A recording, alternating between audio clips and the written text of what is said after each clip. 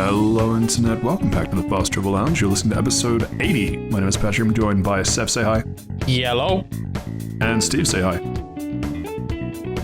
Hey. Wow, okay. Bit delayed. Might be lagging, that's fine. Alright, Patrick, I'm putting you on the spot again. You've said a thing. Okay, I was going to put you on the spot, but yeah, go on. You've said a thing on the messenger group chat about the podcast. Where is my apology? What apology? You know the one. You know what you did. Final Fantasy 16. Context needed. Instructions unclear. Dick is caught in someone's ceiling fan. Might not be mine. I will not apologize for my subpar experience with the demo. I am grateful to have such a good co-host to tell me that everything that I was having troubles with was in fact a skill issue and that I should just try again. You're welcome. Literally filtered by not reading. I believe I kept saying skill issue and filtered multiple times. In between honk shoes. Yeah. What's this about my feet? I did go back and give the Final Fantasy 16 demo another go after last week, and I had much more fun with it. I think if I could put it down to what I what I think was the difference, I was trying out moves without being in combat to see how they would play, where because I wasn't able to string them into anything, they just had a huge amount of end lag. Yeah, so, I've noticed that actually playing the game, like, I think it's a way to stop people from spamming moves to speedrun, maybe, because I've done the gap closer where you like do a streak forward, and after that you just have a massive amount of delay where it's just walking is faster than trying to spam this. Yeah, and so my mistake was not realizing that that was how the game worked, because I'm used to playing games where the combat system is you do spam the move, and you spamming the move doesn't change regardless of whether or not it lands, and so much of the combat system here is dependent on you landing the first move to then string it into other moves. And once I figured that out, boy howdy did I have much more fun. So yeah, I enjoyed it so much, and coincidentally there might have been a sale or two involved, that I now own two absolutely forever platform exclusive games on PS5 on disc, and that is now Final Fantasy 16, thank you Seth, and Ratchet & Clank Rift Apart. Both of which coming to PC at some point. Is it Rift Apart? Did I get that right? Yeah. Oh, thank God. Oh, no, I was thinking of A Crack in Time. I wasn't sure if it was A Crack in Time. Yeah, Rift Apart. Cool. Yeah, both of which probably coming to PC. Oh, we already know Rift Apart Thanks, is. Jim Ryan. And yeah, they've said Final Fantasy 16 is, but that's not going to be for at least 6 months. And even then, I think the way the game runs on PS5 at the moment, you're going to need a pretty beefy PC to make that run properly. So you reckon my 5-year-old laptop with no not at dedicated graphics card could run it? I reckon it could. Not even a current laptop could. What about if I spent $4,000 on one of those Alienware laptops? You'll just burn it. You'll absolutely destroy it, because I have experience with $4,000 Alienware laptops. They do not last. They're shit. Yeah, they last like 30 seconds before it's like, please plug me in. You know what? I plug you into the side of the fucking road. The first one I had, its GPU literally melted on me. Yeah, because I did the gaming course where they gave you a free Alienware laptop. Like, what the fuck?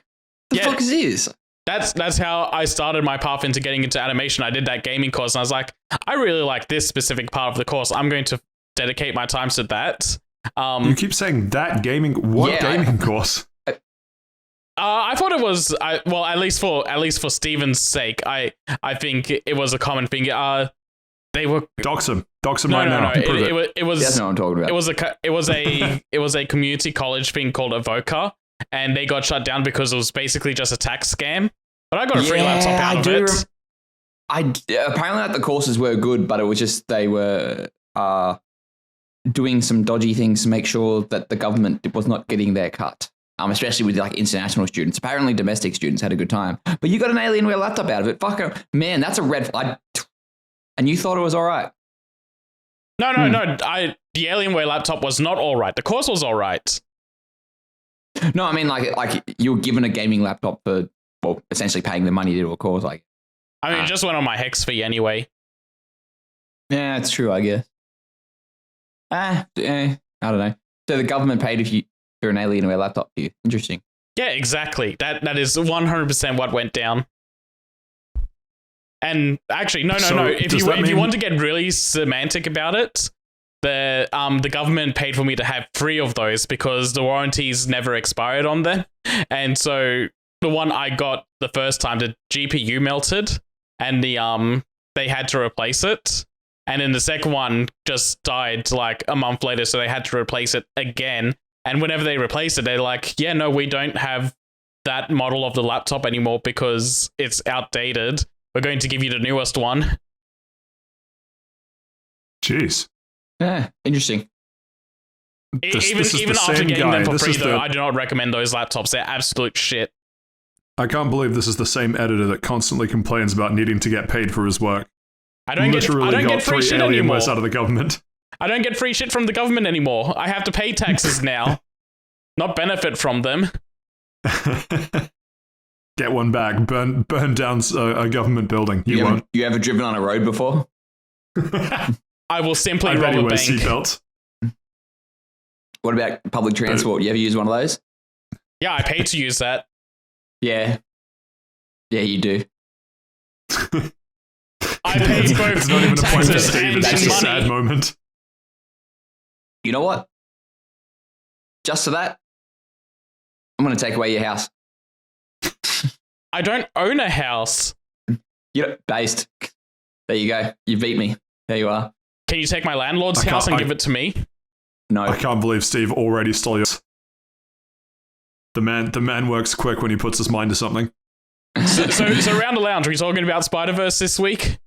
Yeah, we absolutely are. See, I was going to surprise you two with that because I don't know if you guys remembered that. So I was going to wait for you to go through what your actual week was and to be like, haha, surprise Spider-Verse episode. So thanks for ruining the surprise, Seth. You're welcome. I put you on the spot once. I can do it again. No way to put the stripper back in the cake, I guess. So we might as well just going around the lounge. They should have called it Into the Surprise-averse. No. That's the episode title, I reckon. We definitely should not have called it that. Do we want to cover off what we did do this week, or do we just want to go to Spider-Verse chat?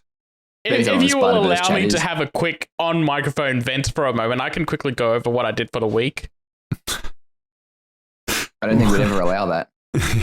Yeah. I feel like you're going to end up venting about us interrupting you rather than venting about whatever it is you actually wanted to vent about. But sure, you know what? Give it a go. See what happens. All right, Make my day. Yeah, so then anyway, so I got this Starfield headset. No, all right, cool. No, all right, cool. Actually, did that come in? It did. No, you finish your story first. It's not fun if we don't let you talk. All right, so I did another big 33-hour session of Final Fantasy 16 over the weekend. In one go? Jesus Christ. Not like in one go, but basically like 16 hours per day. So, that's basically a whole day's worth of being awake. God, I wish that was me. I still didn't finish the game. I am literally staring the final mission down the barrel. Like, it's right there. I can start it. I'm just doing a bunch of side missions first. The day after I get to that final mission checkpoint, someone spoiled the ending for me. I'm so fucking livid. I've been waiting for this game for years. This was like my big game for the year. Still fantastic. Still my favorite game of the year. Possibly like one of the best games I've ever played in my life for me personally. Like, it's hitting on every cylinder. But I'm so fucking mad that I've got something about the ending spoiled right as I'm about to get there. I'm so glad you had to quantify that this might be one of the best games of all time for you, because you saying this is one of the best games of the year, my guy, this is on the back of Gollum. Like, we're not dealing with high bars here. Tears of the Kingdom was this year. Okay. Was it? Starfield's coming out soon. Don't forget Redfall came out this year as well. Though. Spider-Man 2 is also going to be this year. They already did Spider-Man 2. They did it twice. Remember? The Tobey Maguire one and the Andrew Garfield one. Don't forget the Miles Morales one.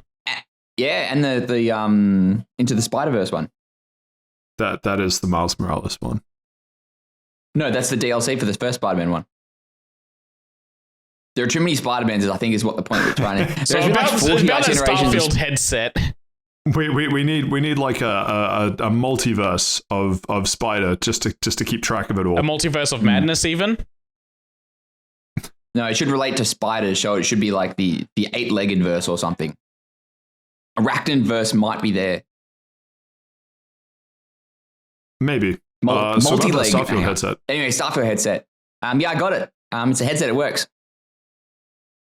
Is it Thanks, anyway, so around the left. No, so it is actually fucking cool. It's probably like, I usually don't pay this much money for like headsets and that kind of stuff because I'm like, oh, what's the point? But the cat recently, or not recently, like ever since I got this Razer headset like 3 years ago, thinks it's funny to use the cord as like floss and has been chewing on it. And like I've experienced a lot of things in my life, but there's something pretty gross about you're going to go put on your headset and you touch the cord and it's all like greasy and slimy from Pussycat Survivor.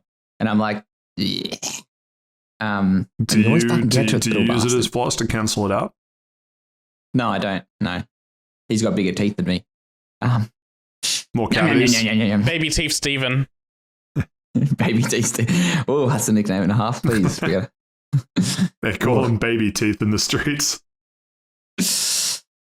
Baby sheets in the sheet. I don't know. When I shit the bed. But yeah, so anyway, so I that's the reason and the rationale behind why I got this Starfield headset. Not that the headset I've got at the moment is broken, but I wanted to sort of use this headset at my desk and have the wireless headset for when I'm gaming on the couch. I got to admit, it is fucking cool as shit. Like I did pay $170, which is more. I didn't get it on special as well, so crucify me for being a fucking hypocrite in the comment section. And while you're there, like, comment, subscribe. And send an audience question to let us know how much you hate Steven for being a hypocrite. Exactly. Think about how much you hate Steve, and then think about how much it would annoy him if you liked this episode right now. Oh man, don't even get me started if you're subscribed. It'd be fucking livid. But he's going to go lose another couple baby teeth just out of rage. We'll grow a couple as I work. The adult teeth fall out and the baby teeth come in. Yeah, but anyway, so the headset is fucking sick. It's wireless, so it's completely wireless unless you're charging it and it's USB-C. And it's got like a button on the back to obviously turn it on. But as it turns on, it makes like a Starship sort of turn on sound. The way to change the equalizer or like the bass settings, or I don't really know what I understand, is it's on like the left-hand ear set. So you turn it, and that's the same thing with the volume. Like you turn it, like clockwise for louder, anti-clockwise for like softer, and I think that's fucking sick. And it's like good. Like I don't have to like feel around to like press a button to turn it up, or I don't have to worry about like some sort of weird knob thing or something to turn. Now the only weird knob in the room is you. Yeah, pretty much. I was thinking that same thing. Fuck you for taking my joke. Yeah, I knew it was coming through. Yeah, so it's really cool, but probably one of the fucking... It is both the coolest and the not coolest feature is that like it can connect to two devices simultaneously. Oh, this will be good. Yeah, no. So naturally I paired it up with my Switch. And there's just something always so naughty about having a Starfield headset connected up to the Switch. But because it's connected to two devices, it'll connect up to my Xbox as well.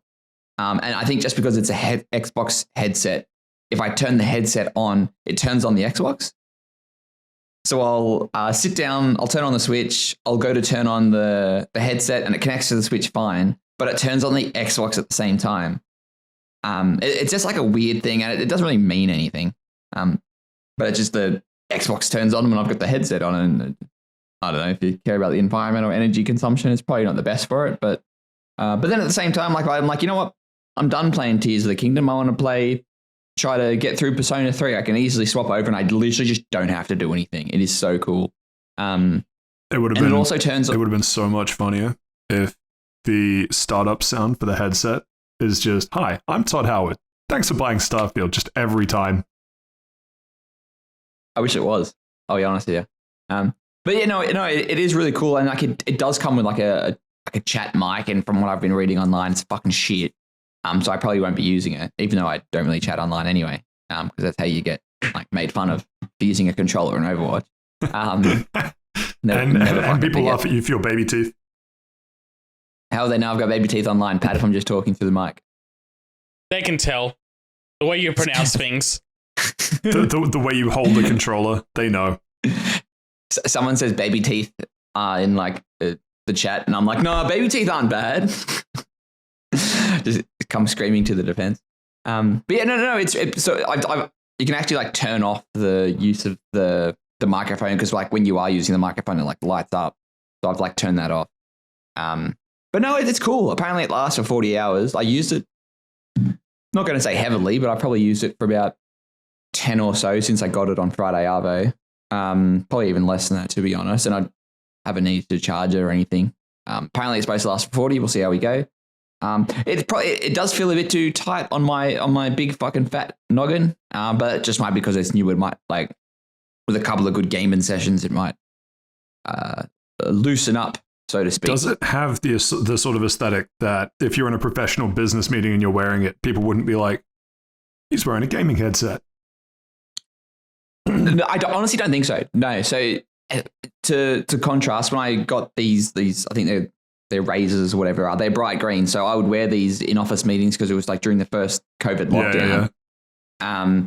And a rabbit had eaten through the cord from my work headset. And they couldn't send me a replacement for like 6 months. So I had to use my fucking Razer gaming headset. And that fucking stuck out like a sore thumb when you're meeting external customers and clients. And they're like, you gaming? And I'm like, shut up. But with this one, it's like white, but I think it says Starfield on like the headset joiner part. And on the earpieces, there are specific, like, it looks like it's a Starship, like buttons type of stuff. They're not actually buttons. They're just sort of just cosmetic. And just painted on. But I think unless if you're on a Teams meeting, you could get away with it. I think in person, someone looking at it for probably a little bit too long would be like, oh, hey, what's it say on your headphones? Chances are you could probably use an old-timey dive helmet to just mask the headset, and then no one would ask questions about it. I could just be one of those guys in the office that just doesn't use headset. I just take calls and meetings, just raw dogging it. Yeah, and you hold your phone at an angle and then yell into it from like 3 inches away. But I'm actually like, I'm power walking to my next meeting, so it's like the air is like just getting picked up on the mic and no one can hear what I'm saying. Yeah, we both know the type. Bet they have so baby teeth too. So when are you getting that skateboard? I'm not getting the fucking skateboard. I don't skate. If I cannot use it, I do not want it. Oh, you don't skate? Do you head, Steve? Do you head?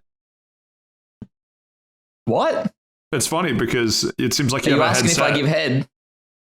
Oh. He doesn't skate, he scoots. He scoots. My boot scooting baby indeed. But yeah, no, I do rate the Starfield headset. Do I wish I got it cheaper? Of course I did. But I for $170, it will. I can feel it's good quality. While it does sort of like squeeze my head a bit, the cushion part does feel like really nice. And it did have some sort of like ambient noise amplification. Like when I first put it on, I could tell it was picking up sounds around me. It really made you feel like Starfield? Yeah, it made me feel like I was in a spaceship.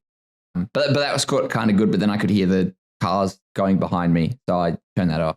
Now it's just like mega noise cancelling. So if the girlfriend sees me wearing the headset, she just throws something at me. And it's like, hey, what do you want for dinner? Is it one of your baby teeth? Is that what she throws at you? I've actually got a glass or a jar full of them, so I'm waiting for the tooth fairy to pick them up. That's why I keep growing them. Because the tooth fairy doesn't pick up adult teeth. That's fucking weird. She picked up baby teeth. That's so true, actually. There you go. Imagine how fast we'd cancel the tooth fairy if they picked up adult teeth. You know what? FTL now stands for Fast Tooth Lounge. You heard it here first. We're now teeth people. It does not. You do not have that power. He didn't even say fairy tooth lounge, just fast tooth. Like that's just bad. Oh, hang on. What can we do with the L? So it's fairy tooth. Don't worry, Steve. You have the L. So it's just fairy tooth, eh? Is it our podcast now? Actually, you know what? Yeah, okay, I'm done. I'd give it a teeth out of 10. I'd give it a teeth 30 if you would. I would not. Well, I would. Okay. I part of me is kind of confused as to whether that was you talking about your week or whether that was like That was. I've just been playing games I've already spoken about, like Vampire Survivors, Persona 3, and Tears of the Kingdom. Okay, cool. Well, no. Hopefully, I finish them this weekend. Hopefully, for all our sakes. I might as well just quickly take a couple minutes and talk about Silo, which I saw season 1 of on Apple TV. It is one of those shows that annoys me in that it is a very well executed show in terms of the production design, sound, music, cinematography, all of it excellent, really, really high quality.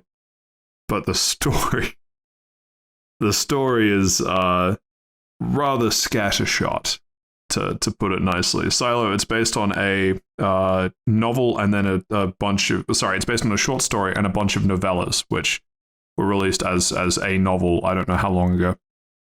They're kind of just... 2011. Okay, is that you looking it up, or is that you've read this? Yeah, it's been on the Wikipedia page. Okay. Like it's called the Silo series by Hugh Howey, and it started in 2011 with a short story called Wool. Yeah, mad, cool. Do you want to just do the rest of the segment, or? No, I was just giving you extra context. Okay. Like you said, you didn't know when the book series started, so I thought I'd plug that hole. Plug something else in a minute if you don't shut up. Anyway, my teeth. yeah, exactly. Your gum holes. And so so it's one of those kind of dystopian future like book series. The universe is set in a dystopian future. That's sort of all the context for it. And so I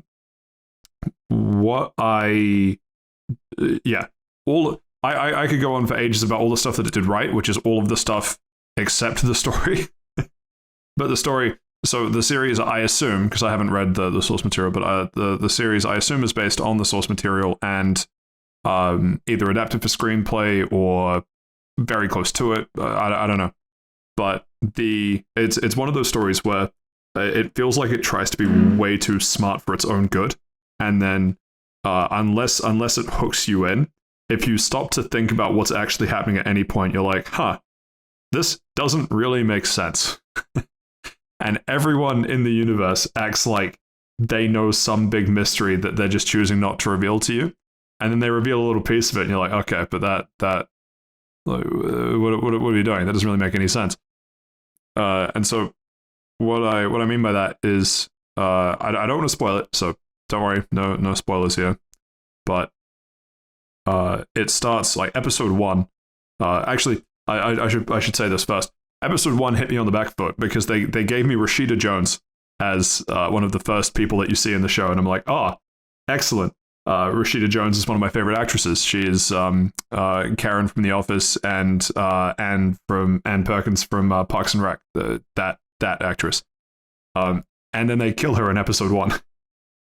It's not a spoiler because this all is sort of takes place earlier to the events of the actual series.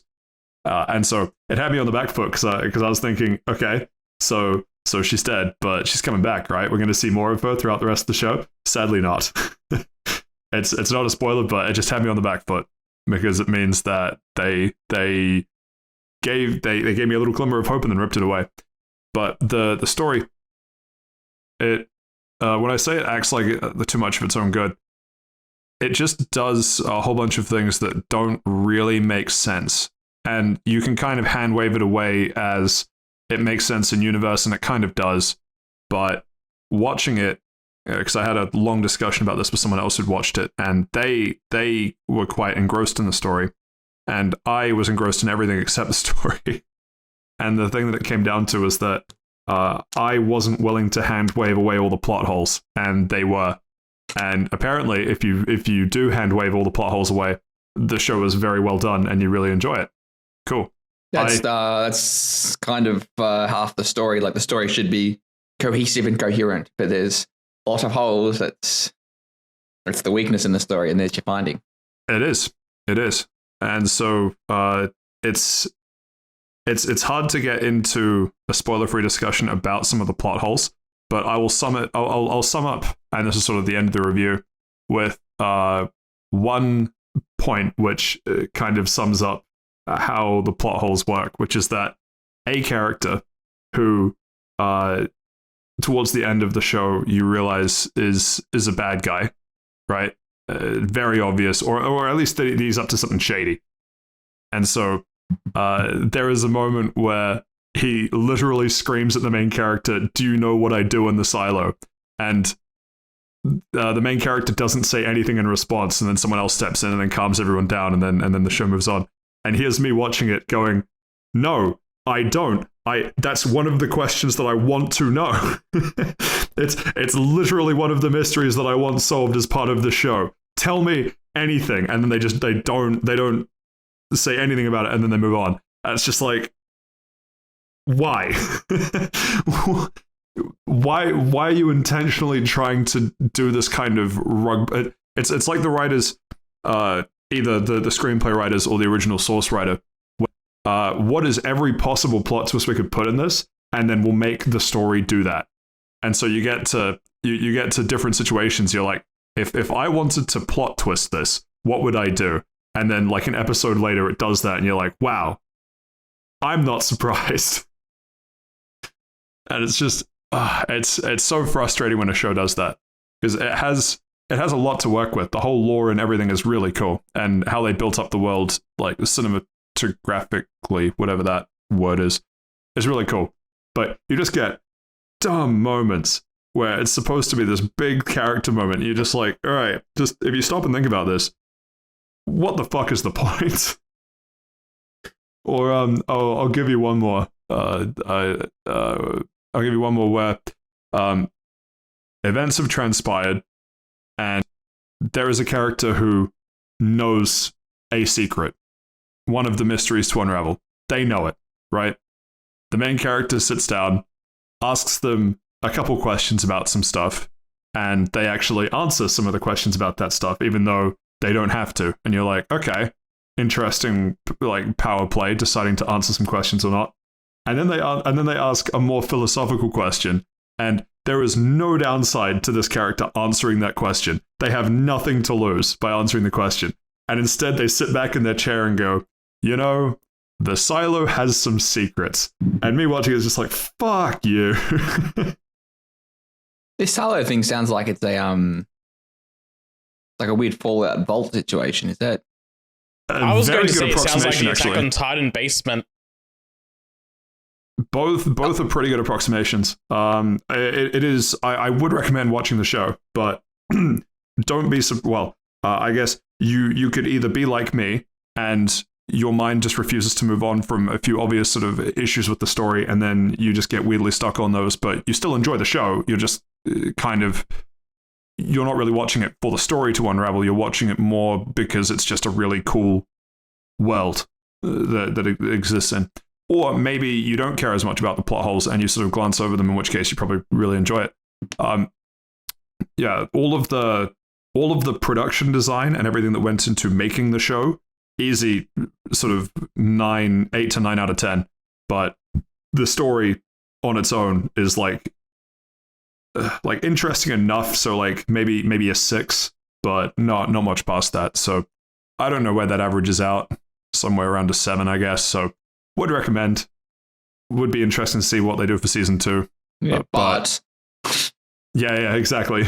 But the good news is season 2, I assume, again, haven't read the source material, but if the source material ended where season 1 ended, I would be upset that more source material. So I assume season 1 has ended with more source material to work from, in which case season 2 should at least be coherent or continue with a good starting point. But that's all I have to say about Silo. I just thought it was interesting. A follow-up one. Yeah, go on. Has this story plot holes? Has it made you want to go to the source material? Because I find a good representation of something. A little bit, yeah. It has. Yeah. And so the story's, or maybe the world building is good. It's just how it tells the story is bad. A little bit, yeah. It's through a lot of me talking through this sort of stuff, I really like logically coherent story. Well, I like stories where you can understand the motivations of the characters, and you're like, okay, a character acted this way I can believe that the character would act this way because of these reasons. And it's not that everyone needs to be hyper logical. It's just that if a character does something crazily different to how you'd expect them to act, I become less invested in the story. That's just how I watch things. And so me wanting to go to the source material, part of it is to know how close the series is to the source material, just because I'm curious, like whether me noticing these plot holes or me thinking that I noticed these plot holes is something that the writers knew about and just decided not to address because they're sticking to the source material, or if they had to adapt it in some way because some part of the source material wouldn't translate well to the screen, or those sorts of questions. So I want to answer those questions by going to the source material, but I also just want to know what happens after season 1, because it's one of those season 1 ends not on a cliffhanger per se, but not with like you're still left with a lot of questions. Yeah, there are still outstanding questions, but it's not like it's not like one moment that will carry over. Exactly. I think I know what you mean. Yeah. And so I would be interested to know, for my own benefit, because I am curious, what the answer to those questions are, on the assumption that they are solved within the source material. So that, I guess it's kind of a good disclaimer in that it is gripping enough for me to want to go to the source material, but part of that motivation is to see whether I'm right about the plot holes, if that makes sense. Mm-hmm. I think I get it. I'm probably not going to watch it. I'll be honest with you. Just because I don't like stories with like world building is one thing, but if the story isn't coherent, that's not a fan of that. How about you though? Glad you had a time with it. Thank you. And now, unless Seth would like to continue venting about Final Fantasy, why don't we do a little bit of Into the Spider-Verse chat? I am all good. Thank you for asking, though. No worries. Wait, not Into, Across the Spider-Verse, isn't it? Yeah, Across. Yes. Ooh, dodged a bullet there. Cool. I saw this film twice, but both of those times were now like 3 to 4 weeks ago. So yeah, I've seen it once, and it was like 3-ish weeks ago. I want to go do another rewatch of it, but I don't get paid till tomorrow. And given how many times we pushed this back, I'm kind of annoyed that it's not as fresh in my mind as it could have been after the second viewing. Yeah, look, it doesn't matter. It's a fucking fantastic movie. It is. Talking about it is a canon event, though. Wow, interesting. Okay, so first of all, spoiler warning. We will go into as many spoilers as we can or want to. Why don't we start with how the internet decided it was okay to start spoiling the movie a day after it came out? Do not go on the internet, Seth. That's literally. It seems like you are weirdly vested. Well, actually, you've you've now been spoiled twice in the same episode about stuff that you care about. I managed to avoid Spider-Verse spoilers, but like the moment I saw that, everything just kind of came flooding in for me. And I've seen people complaining that like, minute one, people were just starting to make jokes about canon events and posting TikToks of their fascination with characters and stuff, and it was just insane. Look, honestly, knowing how people are online, I'm not even surprised, to be honest. If I'm looking forward to something like this, like, for example, when when this did come out, I sort of did give myself, I wouldn't say like a blanket social media ban, but I definitely used it a lot less. That's how I acted with Final Fantasy 16. So my spoiler for that was a friend DMing the group chat and just going, oh yeah, so there's these things about spoiler, and I'm like, motherfucker, what the fuck did you say? And he was deleting it in real time as I was typing. So extra annoyance. That'll teach you to read things. I love that you still introduced that as a friend DM'd the group chat. I mean, I'm not going to be petty enough to block them over it. I will just be extremely mad and petty and talk about it on here instead. To your other colleague? Well, I don't know. What are we? Step Bro's kind of weird, so I don't know. What are you doing, Step Bro? Gotta find some other term of endearment. On free, say your favorite non-pornographic magazine to masturbate to. What? It's a Step Brothers joke. Yeah, I haven't seen that movie. I don't like Will Ferrell. He doesn't like Will Ferrell. Pause Spider-Verse chat. Let's get into... I'm kidding. He also doesn't like Jim Carrey, by the way. We'll come back to both of those. Yeah, I just think Jim Carrey is very overrated. He does the woo crazy woo moments. Everybody thinks he's fucking hysterical. That's like what like the those fuck do you think movies. half Because of your he random is. catchphrases and FTL episodes are?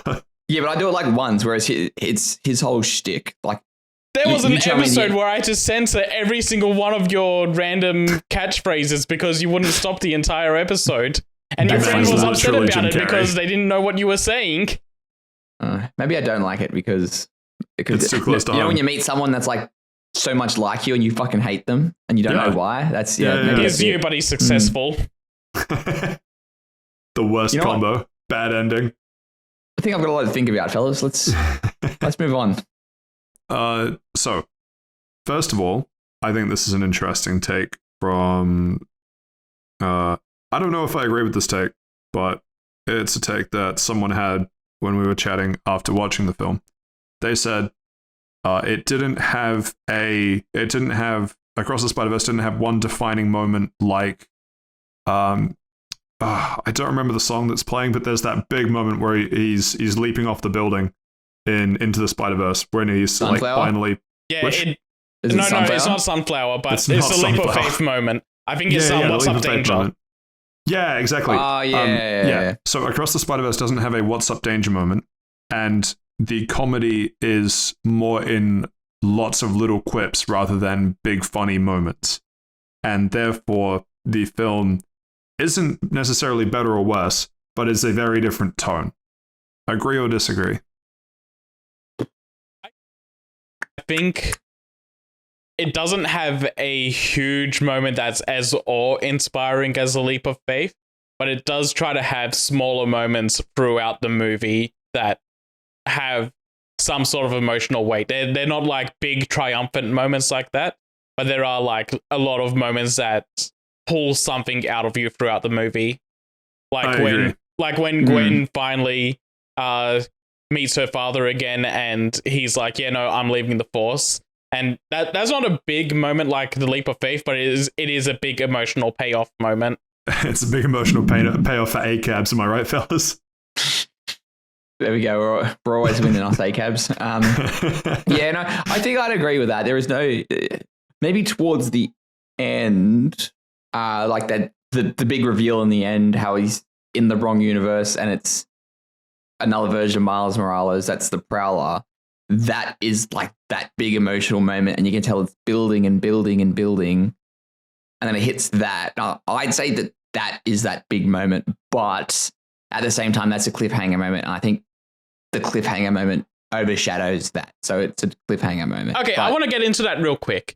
How did you guys don't. feel about the movie ending on a cliffhanger? Because I'm seeing a lot of people go into this not knowing that this was going to be a multi-part film, and they're coming out of it like, the fuck was that ending? Why did they end it on a cliffhanger? And me being the big Spider-Verse fan that I am, was like, yeah, no, they said like a year ago. Yeah, a year ago when the movie was originally meant to come out, they're like, yeah, no, so this movie blew up in scope and ambition, so we're splitting it into 2 movies and we're going to have to delay it a year. And I'm like, no, fair. I trust the plan. We will, as they say, let them cook. Yeah, I completely forgot it was supposed to be a 2-parter until it finished, and I'm like, oh yeah. But I think it was because it wasn't even disappointment. You're just like, oh, sick, we got another one in a year? Fuck yeah. It's not even a year, wait. it's like 9 months. But I thought it was a year. I thought it was like June 2024. Anyway, it's around March, yeah. Yeah, shit, that's so much better. Yeah. I think because I was like so drawn in, and it didn't feel like it didn't feel like as if it was just about to end, and it did. I was like, oh shit, it's been fucking 2 hours or whatever, like however long it's been. Like it's and I kind of like that. Like, if that makes sense. I'm gonna toss some dynamite in the fire. I had a different experience, which was where I knew it was going to go into a two-parter, so I expected it to end on a cliffhanger, but I wasn't sure when I was watching the film when that cliffhanger would come. Yeah, no, the movie ends like there's like 5 different moments in that last 30 minutes where they could have just cut off the movie and that would have been the cliffhanger. And I'm glad they ended it where they did, but there's like so many other moments before that where it was also be pretty good. Yeah, 100% agree. And so when I watched it a second time, I enjoyed it much more because I knew where it would end. That I don't know. It's not like an anxiety thing. I don't really know how to put it into words. It's not like I was worried about when it was going to end. It was more just like an expectation building of this moment isn't going to get resolved because they'll cliffhanger it here. Okay, the movie's still going. That sort of thing. And because I was so convinced that like somewhere near the train sequence was where they would just cliffhanger it. Yeah, I thought it would have been like going into the portals and like seeing everyone like scrambling around after getting out of their portals to their respective areas. That would be the cliffhanger moment. Like just have Spider-Man 2099 looking over the city while it's raining, and that could have been the ending shot. Yeah, exactly. Yeah. And so what was amazing is that when you watch it a second time, because you know that that's not the ending, you just get to enjoy the ride much more. And I think that is a detriment to watching it the first time if you know that it's a two-parter. But I don't know if that's better than not knowing it's a two-parter and it just ending on a cliffhanger. So I have a different experience because I think you might have said this in the group chat, or maybe it's something I read on Twitter. But I went into it a couple of days late, and by that point, it's like, so when you get to the end of the movie, it's going to feel like it's ending multiple times. So just be aware of that and like try to keep track of how many times it ends. So it just became a game of like, okay, it could have ended there, ding, could have ended there, another ding, and so on. Cinema Sins is going to have a field day with that one. It might have been me because that was something that I did point out on the first viewing, and I probably did tell the group chat about it. So could have been me, but I also would 100% expect a lot of the internet to have a similar opinion. And part of that is a shame, I think, because if you're expecting something to end, it becomes kind of like a fleeting thing. If you're not, you know that the story isn't going to finish, so you're also not wanting. I think it might not be letting yourself become as invested because the payoff isn't coming for another. In my case, what I thought was 12 months, but 9 months. So I think there is certainly a negative there. Yeah, I can see that going into it like the way you did.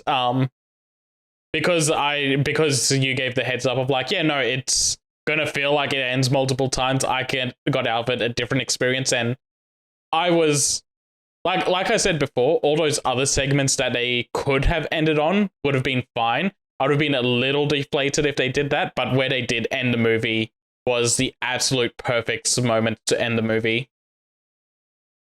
Yeah, it was. It really was. It was. Yeah. Why don't we bounce to... Oh, shoot. There was some... I had a really good discussion point.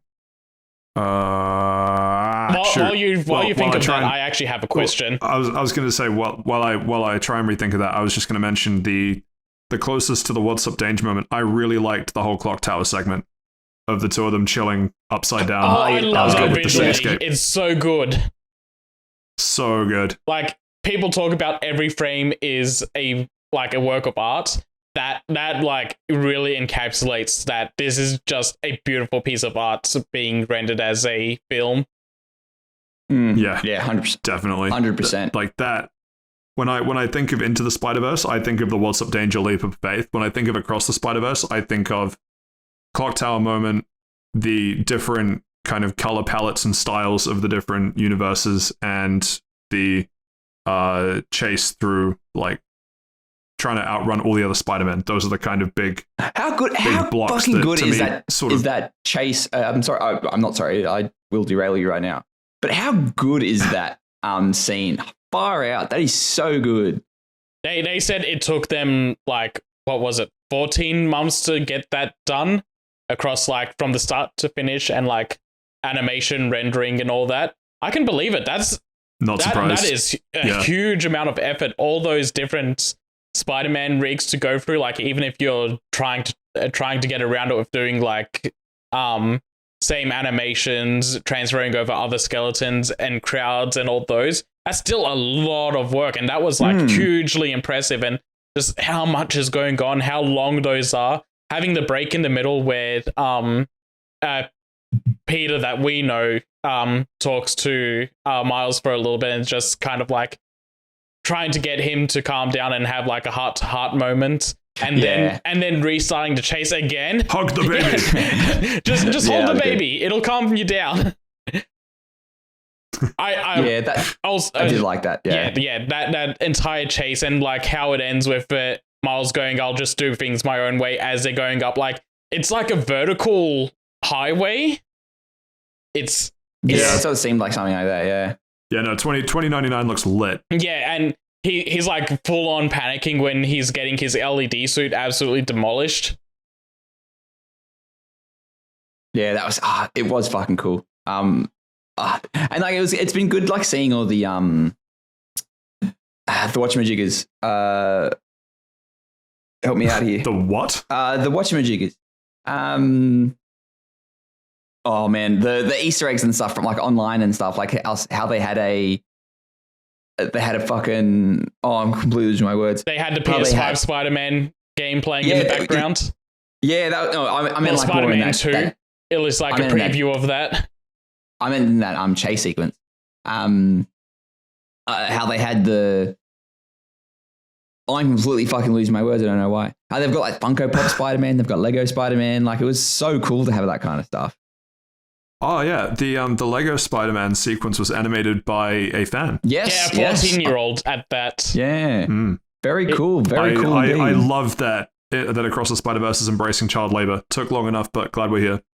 Yeah, he put out like a Lego recreation of the first trailer, and that kind of blew up. And Sony just reached out to him like, "Hey, so do you want to do a Lego scene for us in the movie?" And I think that's really fucking cool.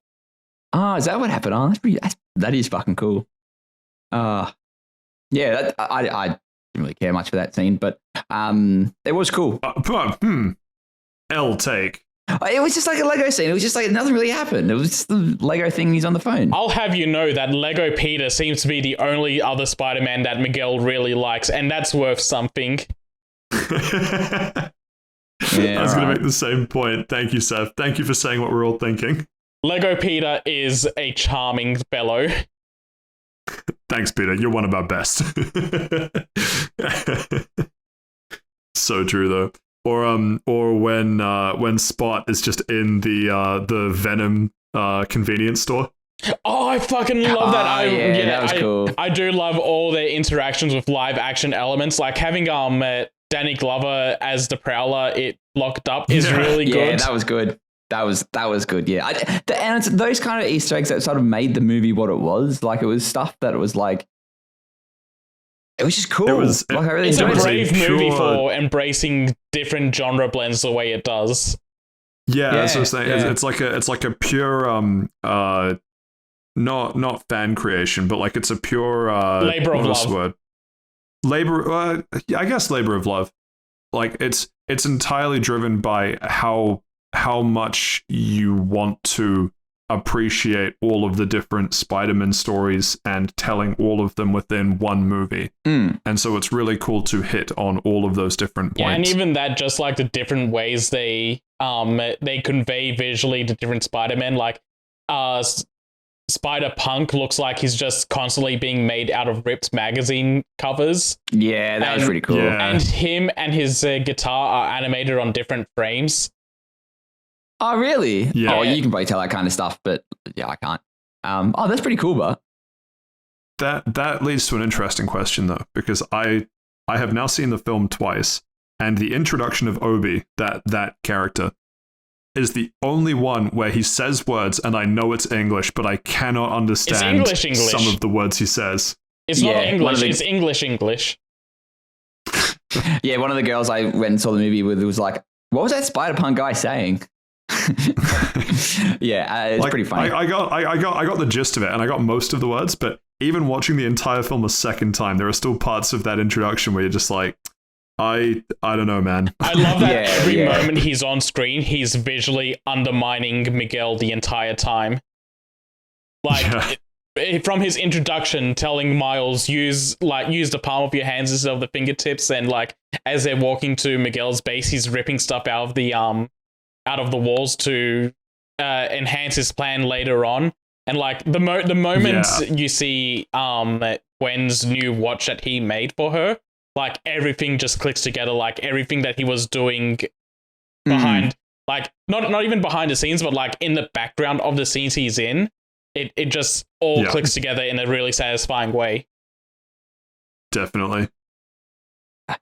In saying that, what's your favorite Spider-Man in the movie, guys? Spider-Punk, by far. Spider-Punk? Patrick? Yeah. I don't know.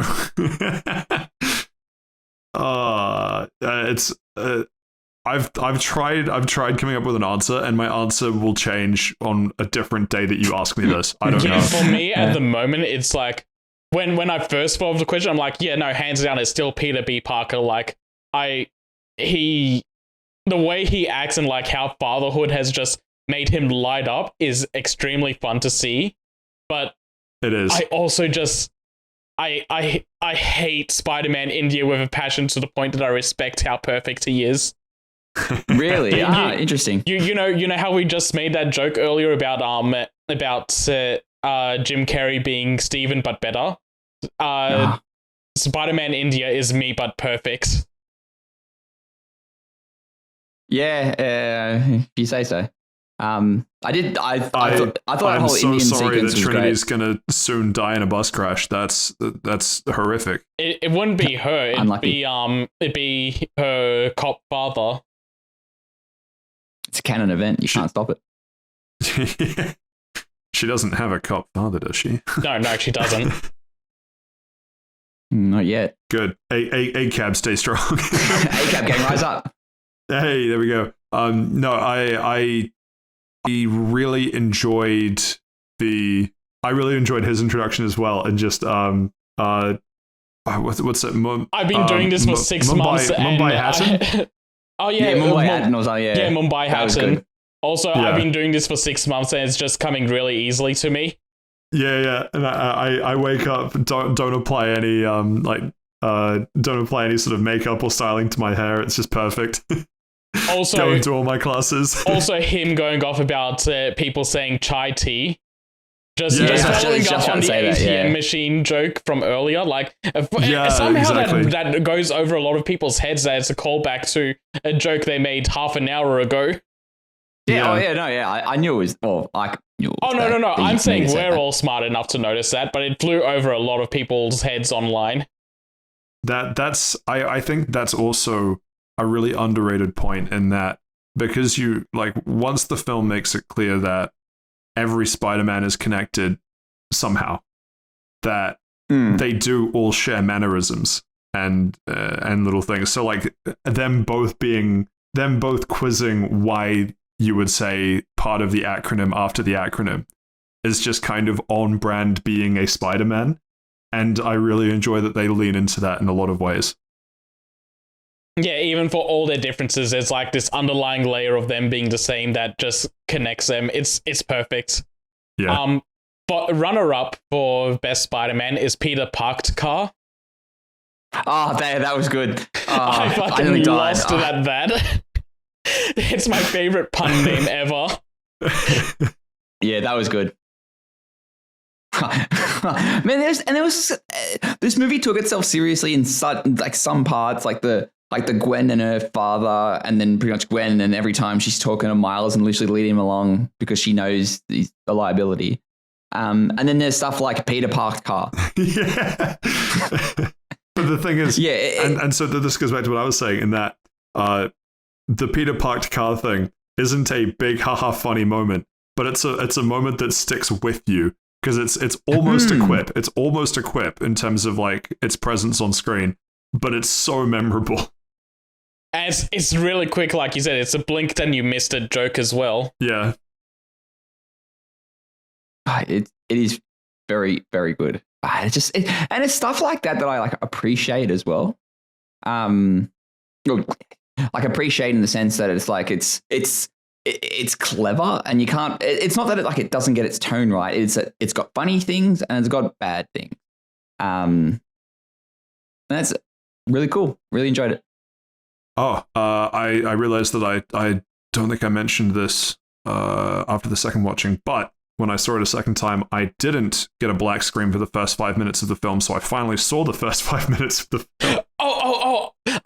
I missed the first 5 minutes of the film when I watched it because because me and my brothers got snacks at the theater, and our drinks were really watered down. So because there was 3 of us, me and one of my brothers had to go get the drinks replaced so we could like carry the drinks between us. So I left during Gwen's backstory and came back just around the time she was about to leave to go to the Vulture. So I missed the entire like Peter Parker backstory segment. So there's a Peter Parker backstory segment, and there's also sticks out as just one of my favorite little sort of animation-y bits. But all of the Gwen just sitting at the table, like rapidly changing outfits / showing the passage of time, I thought was just such a strong, like, it's only like I definitely need to see it a second time now, just to see that. Yeah, because I heard, because like all of the music that's going is her in a band. She's lashing out on her drunks. It is, but and just her like bandmates hate her for it. The whole Gwen opening the backstory thing. I heard it the first time, but didn't see it. And what I thought I heard was really cool just from what I was hearing. But the visuals, 1-2 punching with what she was saying is like, wow, this is such a good both opening and ramp up in terms of, hey, it's been a while since Into the Spider-Verse. Here we are now. And you're like, aha. But that whole intro was really cool. All right, let me change tactics. What did you guys think of Miguel as a villain?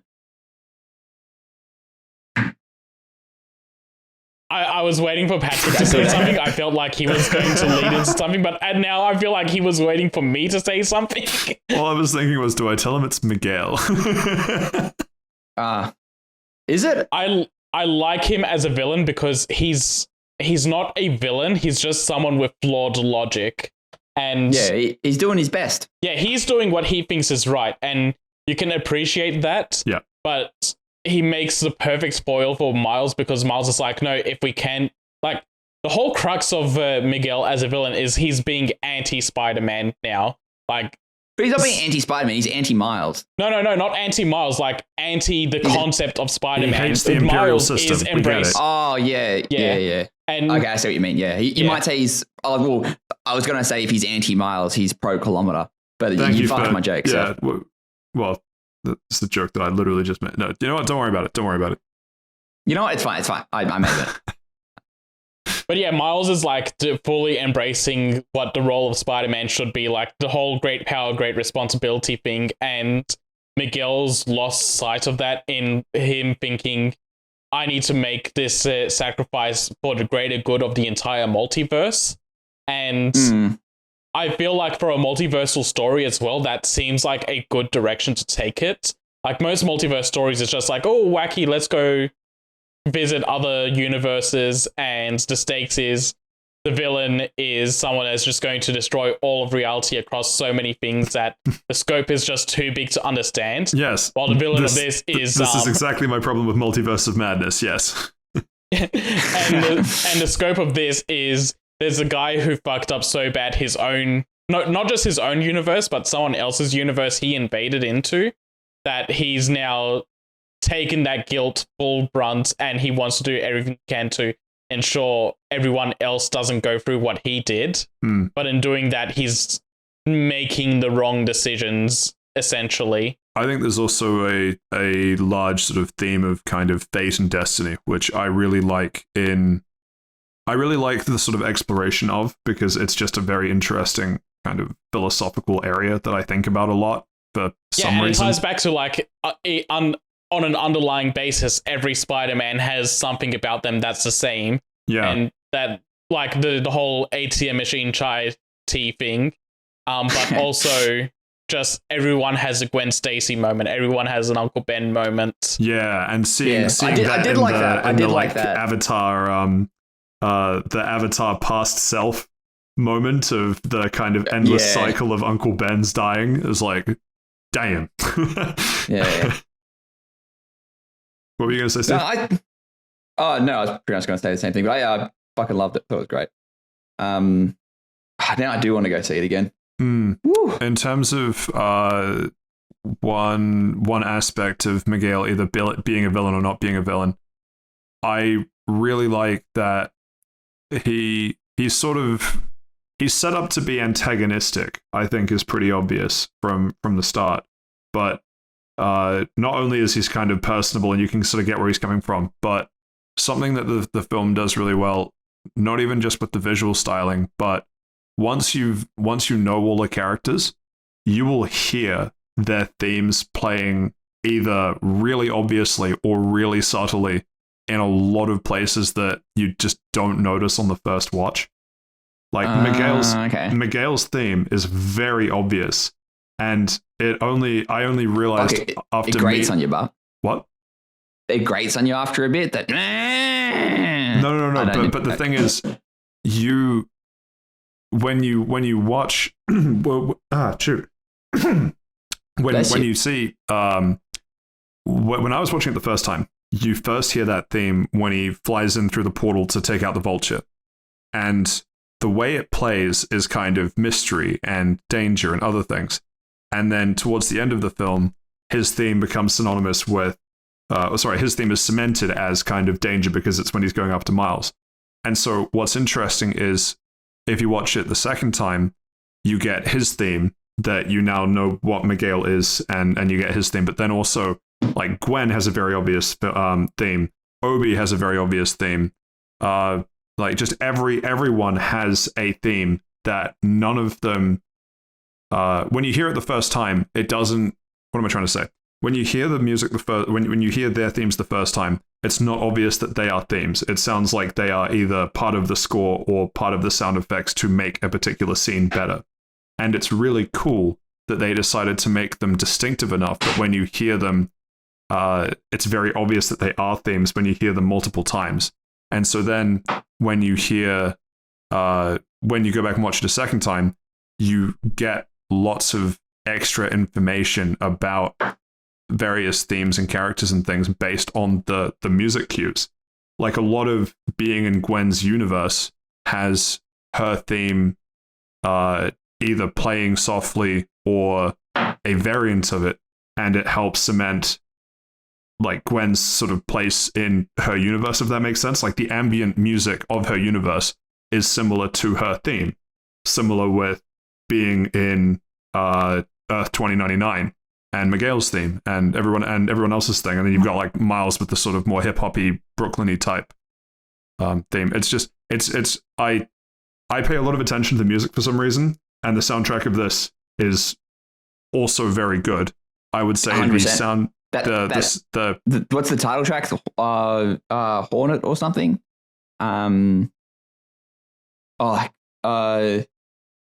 fun floundering there? Yeah, I don't know. I'll have to look up the soundtrack to find out what it is. But no, that soundtrack, at the time, I didn't really enjoy it. But looking back and actually, well, not looking back, listening back, I fuck with it pretty hard. I'll be honest with you.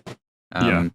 And the point that I wanted to make is that when I think of Into the Spider-Verse, and admittedly it's been a while since I've seen that film, like maybe a year or so. I remember watching it like more recent when it was in theaters, but not this year. They introduced a lot of characters, and all the characters relied on visual styling. And all I'm trying to say is that it's really cool that in Across the Spider-Verse, they rely on visual styling and Hummingbird. It was Hummingbird. I knew it started with a H. Anyway, audio cues and audio cues to sum it up as well. Like Spot. Spot has his own theme as well, and it sounds more of like a sound effecty type thing in the moment. But when you watch it a second time, you're like, oh no, that's very obviously his theme. And so it's cool listening to that when he appears through a different thing. Which actually brings me on to another point. One of the criticisms I've seen is that it becomes a movie about two antagonists, or like it swaps the main antagonist halfway through. Nope, not two different things. I get the feeling I know what you're going to say, but I don't really think that. Like one of them's like I'd say Miguel is almost, he's not an antagonist. I'd say he's an maybe anti-hero is not the right word. He is an anti-hero, but he's an antagonist in that he's challenging the worldview that Miles has. Yeah. Yes. Like it's their ideologies clashing.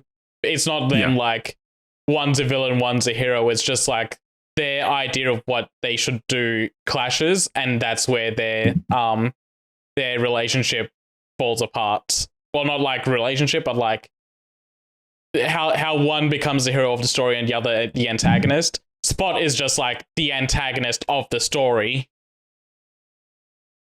What's bad? But the criticism stems from Spot kind of taking a back seat to like Spot kind of gives the ultimatum of like, yeah, I'm going to kill your whole family and make you watch, which is pretty kind of interesting in that it starts with him just being a kind of derpy protagonist that walks around stealing ATM machines. That was intentional. I really like that, by the way. Like, as Spot's not a Spider-Man villain you see often because I guess just in the comics he's treated as a joke, and he's just like, he's not even a B tier villain. He's like down the bottom rungs, and he's an S tier villain, a Spot tier villain, if you would. That's what. Well, that was what I was going to end up saying. This movie does a lot for him and does put him up into being like an S tier villain for the Rogues Gallery. I was just about to say, I think it is very good that it shows his growth and it shows him developing his powers, and then as his powers develop, he sort of gets more twisted up in like evil knots. I think it is. I think the Spot arc, like while incomplete and very short, it is good to say every time you see him, he's doing something not new. He's still doing bad guy stuff, but he's just getting better and he's maturing. Might not be the best word. His powers are maturing, and he's got like a characteristic down. He's developing. He is leveling up, as they would say. Yeah, would they? What level is he?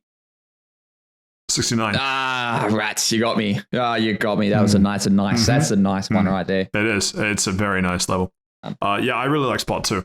I think it's also cool, and that Spot again ties into the sort of fate and destiny and things of if Miles hadn't been the Spider-Man / all of the events of Into the Spider-Verse, if that hadn't happened, then Spot wouldn't have happened, and then it's kind of like there are interesting philosophical paradoxes that come from like Spot's angle is like you created me, therefore like we are sort of destined to be enemies, and then Miles doesn't take him seriously for the first bit, and that's just a really interesting angle to me, and I really liked how they built on that throughout it. I want to go back to Miguel for a second, and funny, the movie acts like this. They go on Spot, then Miguel, then Spot, then Miguel. Do you? Wait, sorry. You want to go to Miguel for a sec? There we go. That was much better. I feel like the movie, like Miles as himself existing, kind of already disproves it.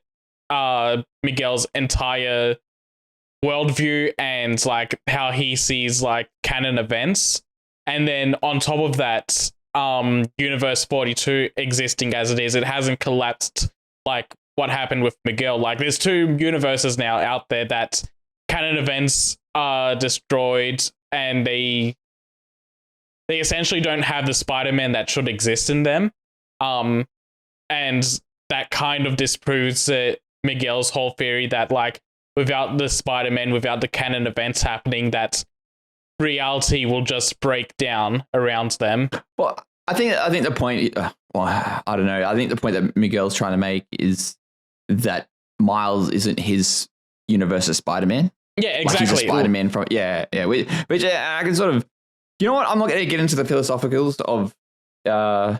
It's like a race purity thing. I get what you're saying, Steve. I'm not saying that in the slightest. That's not. We at Fast Travel Lounge don't endorse purity in any sense of the word.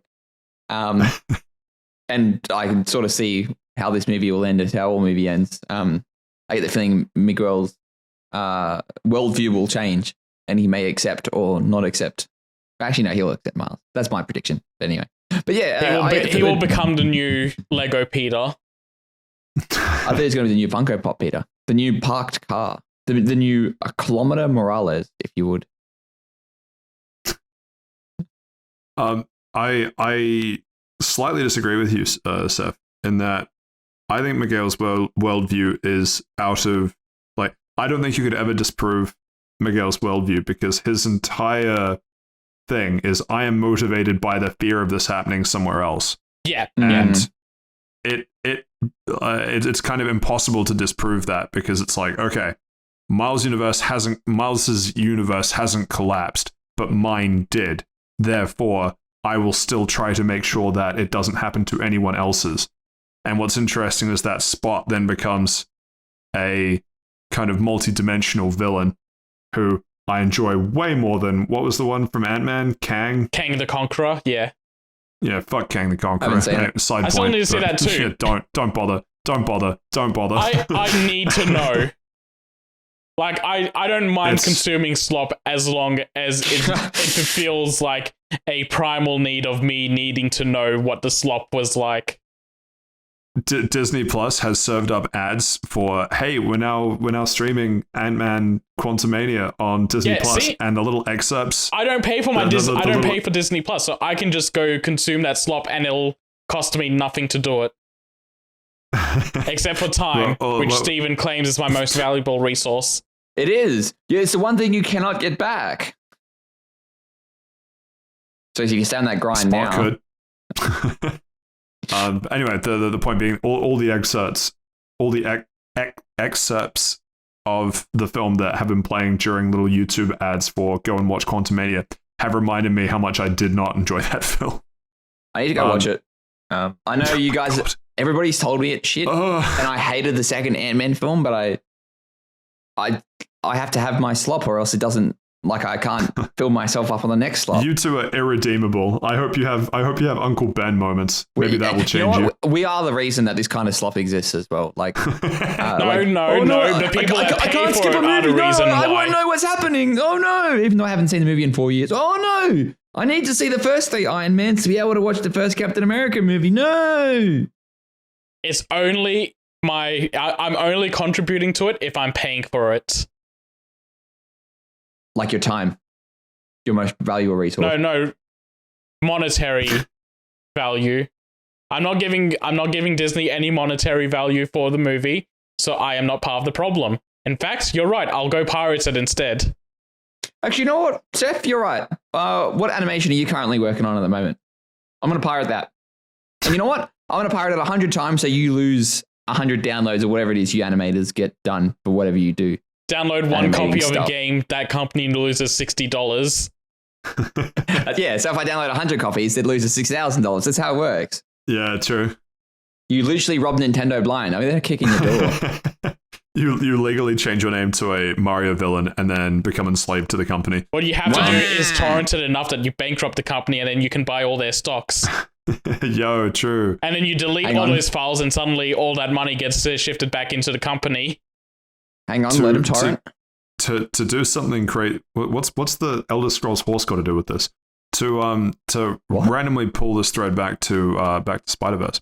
When did you guys realize that that Miles was in the wrong universe at the end? When he's with his mum.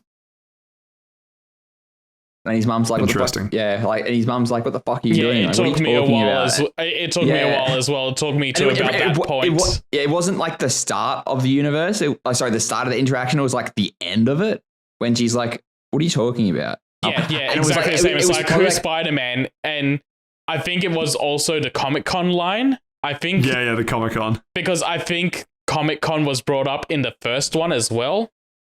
Was it? Or like, not that smart. I was thinking it. No. Yeah, that's right. Because in the first movie, Miles says, "What's Comic-Con?"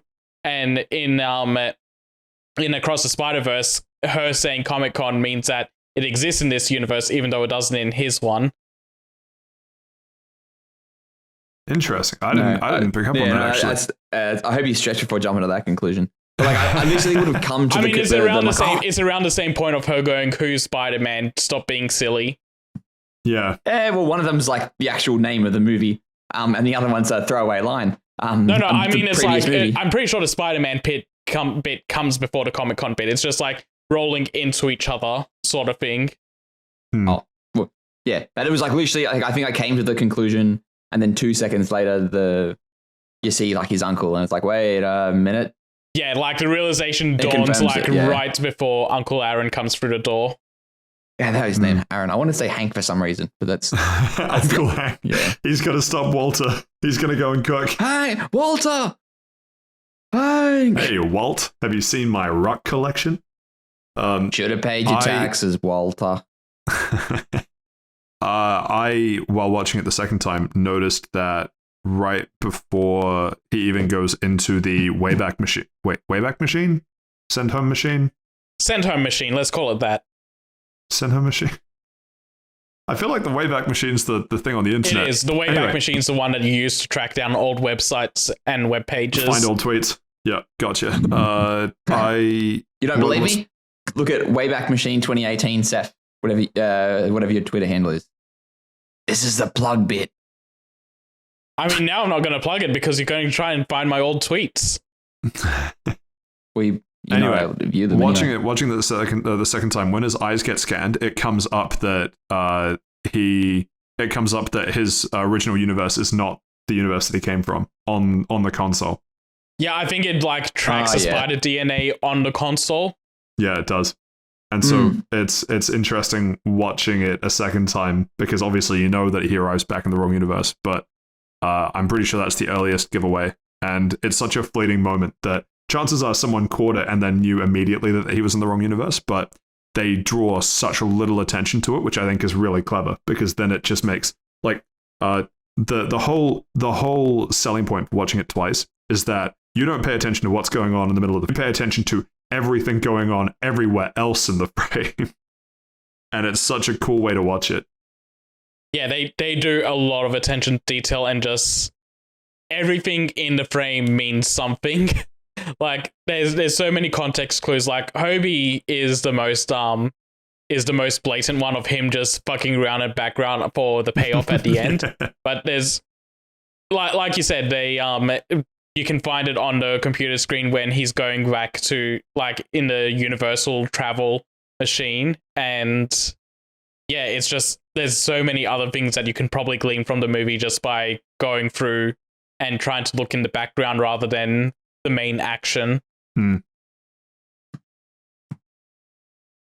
don't know if... All right, what are you rating? Rate it out of 10, fellas? Yeah, no, I was going to say, I could continue talking about this for ages because I think I would say it's one of my favorite films this year, but it's a strong contender with Puss in Boots' Last Wish, which is still a weirdly excellent animation film. Yeah, so the first Spider-Verse is one of my favorite movies ever, and this, I feel, easily topped it. I would agree, I think. Yeah.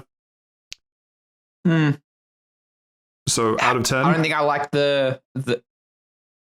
It's a 9, but I don't think I like the cliffhanger. I want it to be I think I would have preferred a longer movie with no cliffhanger. Did you hear that, Steve? He wants to work animation artists to the fucking bone. I am Steve. Of course I heard myself.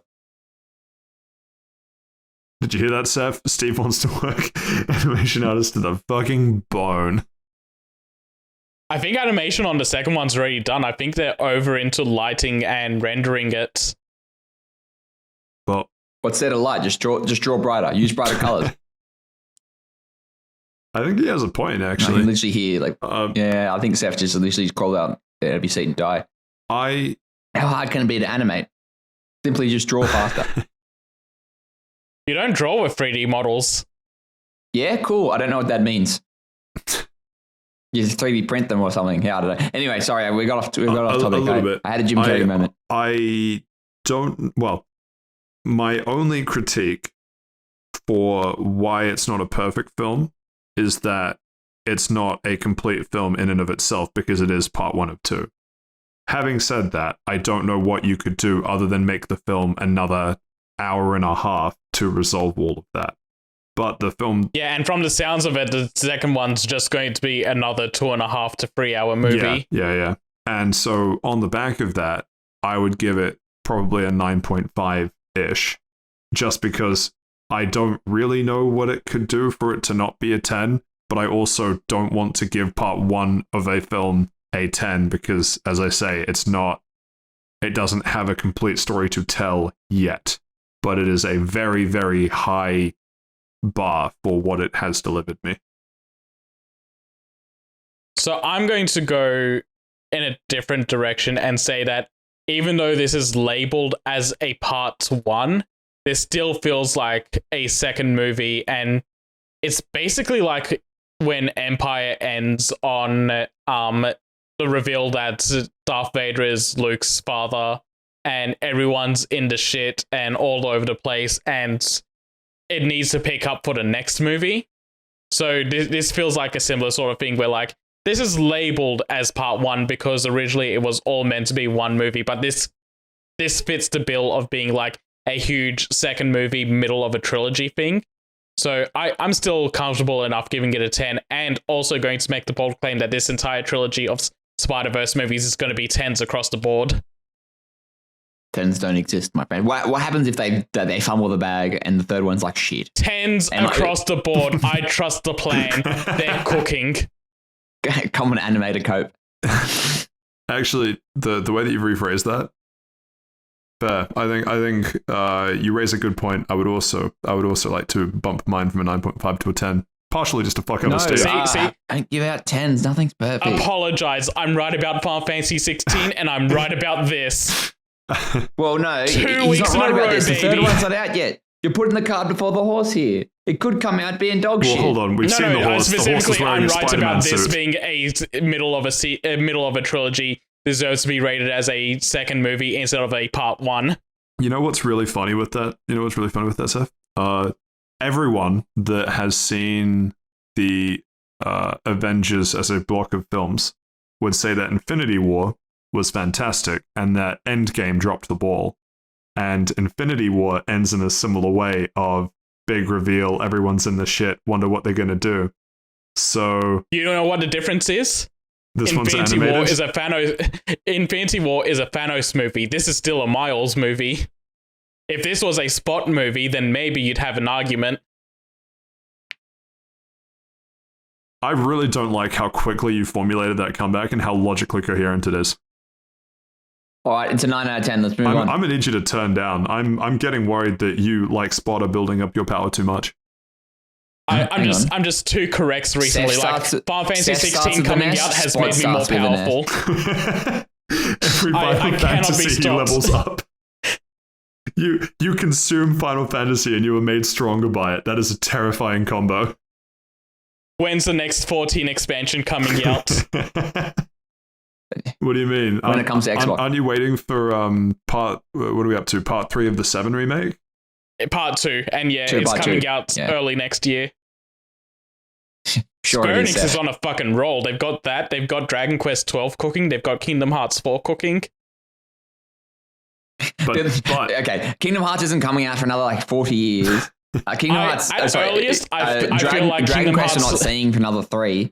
They're literally, you know that meme, and it's that guy going, time to milk the cow, and the cow's all skinny and dried up. That's Atlas with Persona 5. Yeah, so but it's still Square with Final Fantasy 7.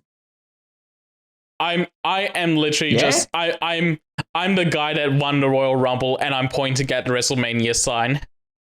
But it's Square Enix games that I like.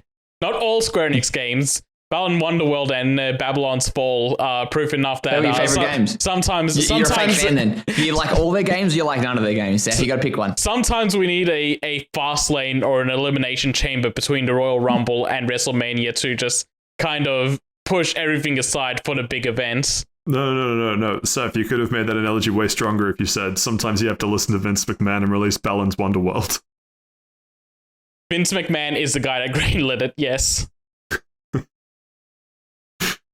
So what's happening actually is that right now we're in the era where Vince McMahon has left the company because he's an alleged sex abuser, and Triple H is taking over Square Enix, and I'm dreading when Vince McMahon is like, no, I'm selling it to the UFC company and I'm coming back in charge.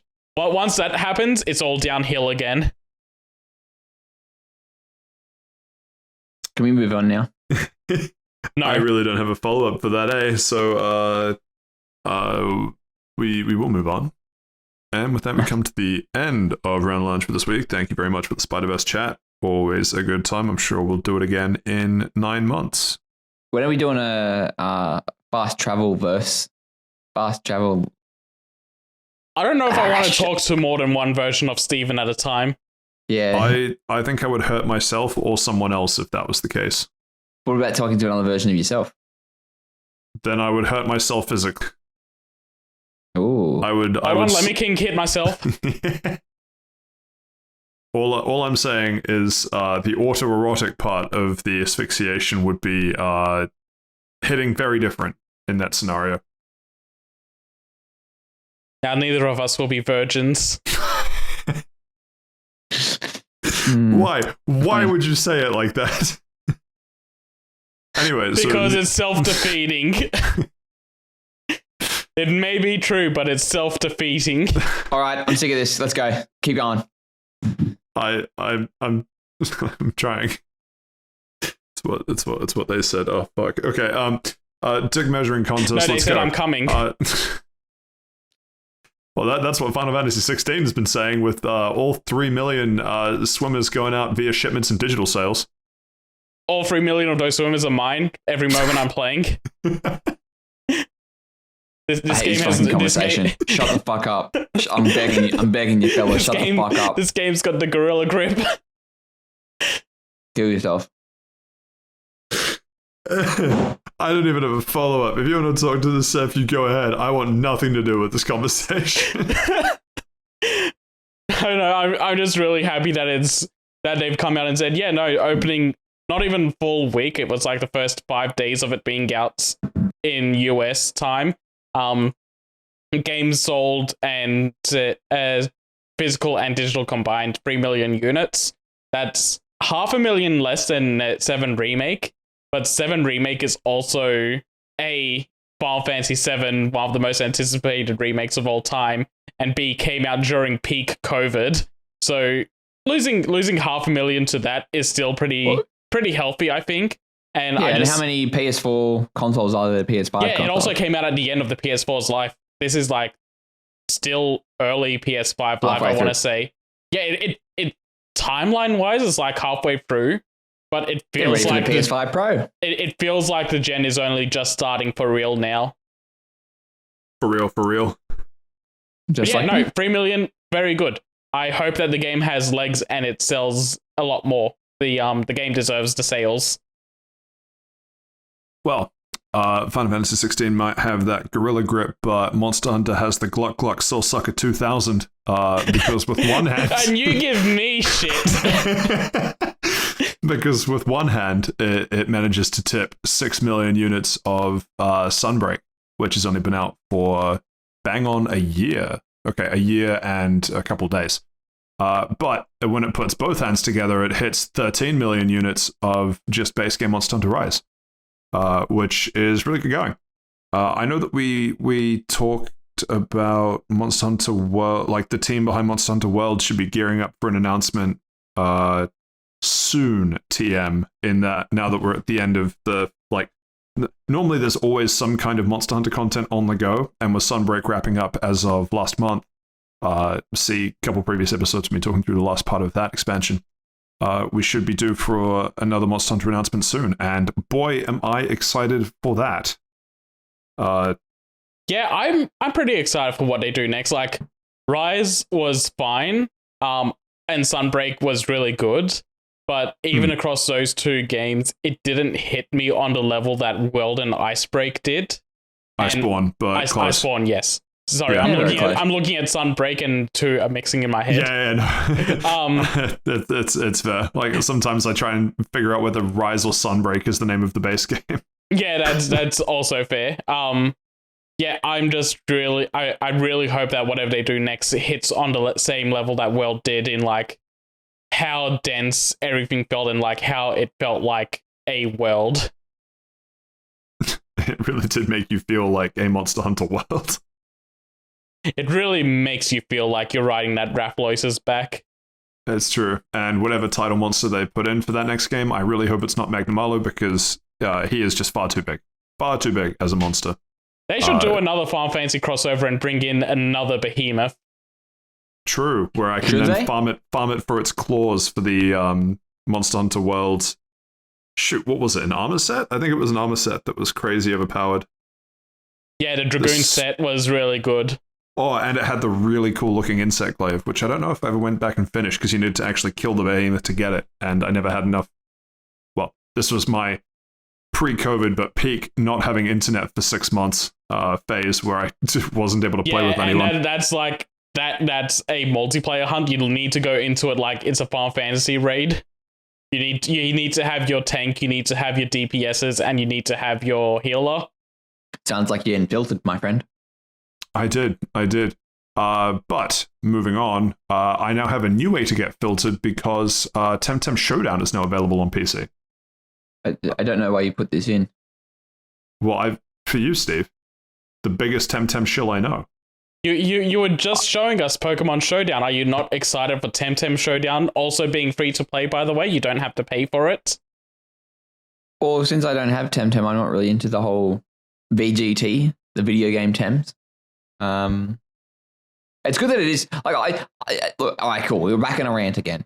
I fucking hate how, for whatever reason, the Pokemon Company hasn't just done their own Pokemon Showdown thing. Like, they obviously know Pokemon Showdown exists for BGC players, but they just haven't done that. If they did it themselves, they could probably charge $10 and people would fucking fly to it somehow. They can't fly as an HM and Pokemon, different series. Yeah, mad, cool. Thanks for that, Pat. Sorry, I have the Wikipedia page up because I wish I could make an analogy back to Silo. Because Steven hasn't played it, so you need to get your information about Temtem from somewhere. Yeah, like it does look like I'm watching the trailer for it now. I have no interaction with Temtem because as much as I want to play it, I'm not buying for full price. It seems like it's on sale multiple times. 75% off, but no. Well, actually, I guess tangentially related, might as well bring it up now. The Humble choice for this month includes Temtem. Cool. That's not on Xbox, though. Yeah, no Xbox, no buy. I know what Steven's thinking. That's for the PC version. It's not real to him. Don't argue with Temtem fans. They don't play their own game. Oh, so true.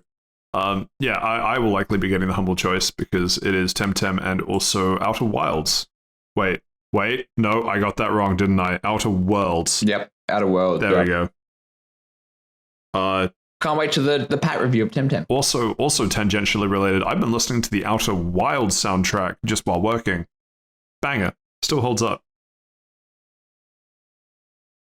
Yeah. Yeah. Cool. Maybe I'll listen to that tomorrow as well. Does it make you frustrated enough to want to move on? Because no, it just reminds me that I want to play the DLC for the Outer Wilds. Yes, the good DLC that was. God, what an underrated gem. I'm so annoyed that I had such a bad experience with the first hour. It's a whole thing. It's a whole thing. We've probably discussed it already. Anyway, speaking of bad experiences.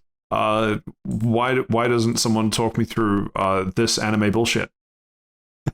All right, so you know, Boruto is a series running at the moment about this child named Boruto, and he is the son of a Hokage, which is basically like a king of ninjas. Sounds made up, and it is a little bit. They did this weird prequel series about his father. Yeah, it's not funny. Kind of weird. But no, the new Naruto Ultimate Ninja Storm Connections game, that's like a collection of all the older games together, is doing a brand new story.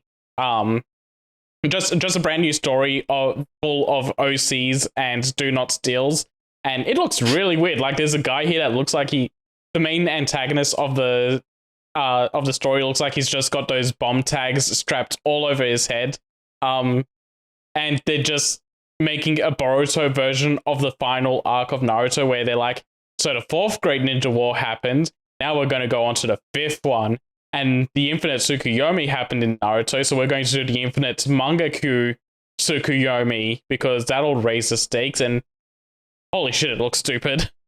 This is just bad fanfiction in a series that's already bad fanfiction. Yeah, I'm watching the trailer, and it's got like an army of clones. Yep, cool, fantastic. Got the army of clones from the fourth Great Ninja War. It's got Naruto and Sasuke fighting. Yep, they fight at the end of the fourth one. Man, holy shit, this is dog shit. The antagonist or the bad guy is wearing something that obscures his face. Yep, same thing with the fourth Ninja War. Holy shit, they just literally just And the new girl character that they have in this, she's from the Naruto online game called Ninja Heroes, which before the podcast started, I checked out the website, and holy shit, that looks awful as well.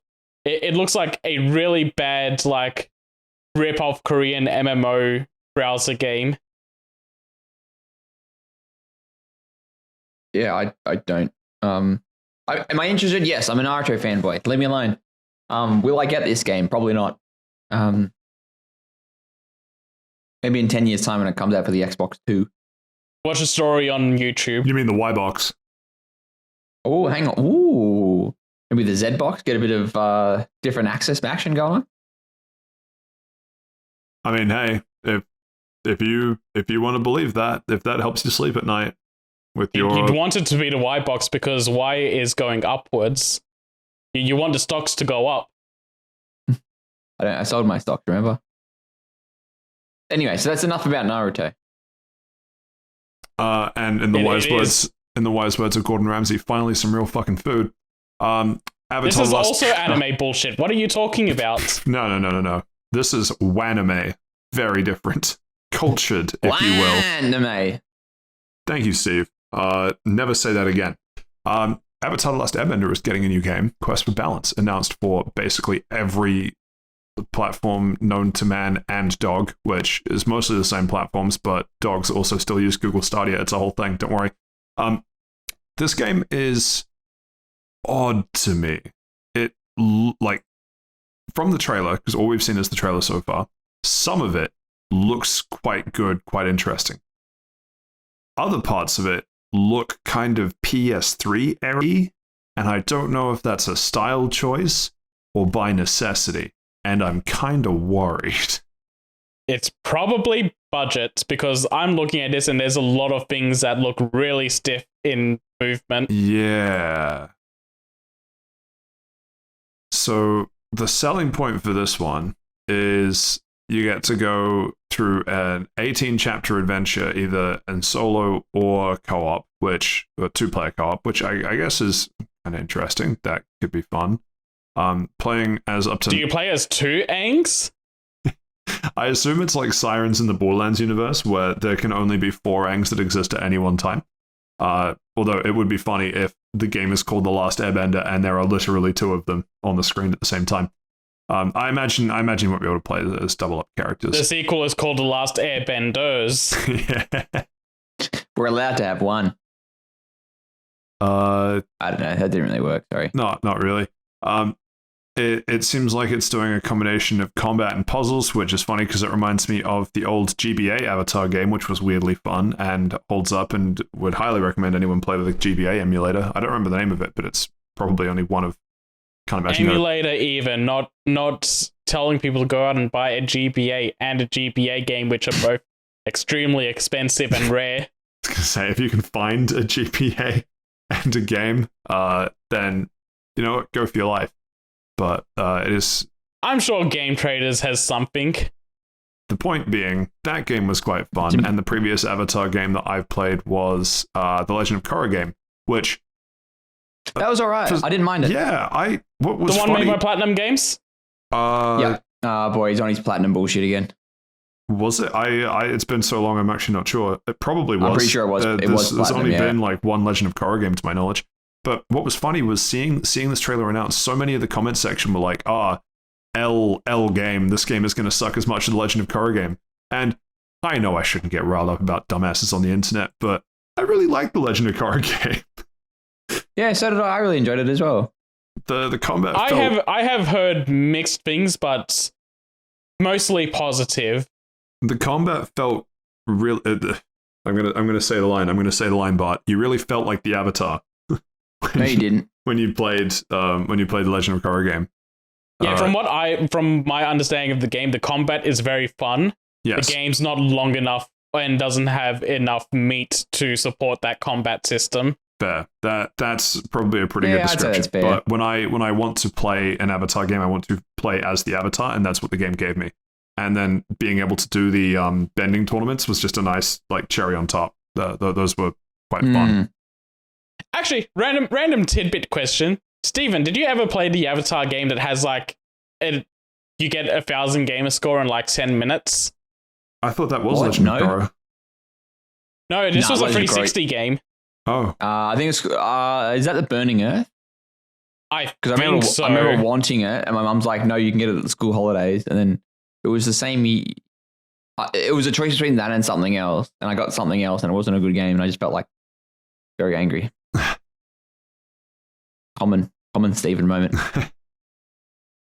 But no, I did not. I do, as much as I do enjoy my gamer score, I'm not going to buy a game for the sake of it. Yeah, it was called The Burning Earth. Well, thought so, yeah. I didn't want it.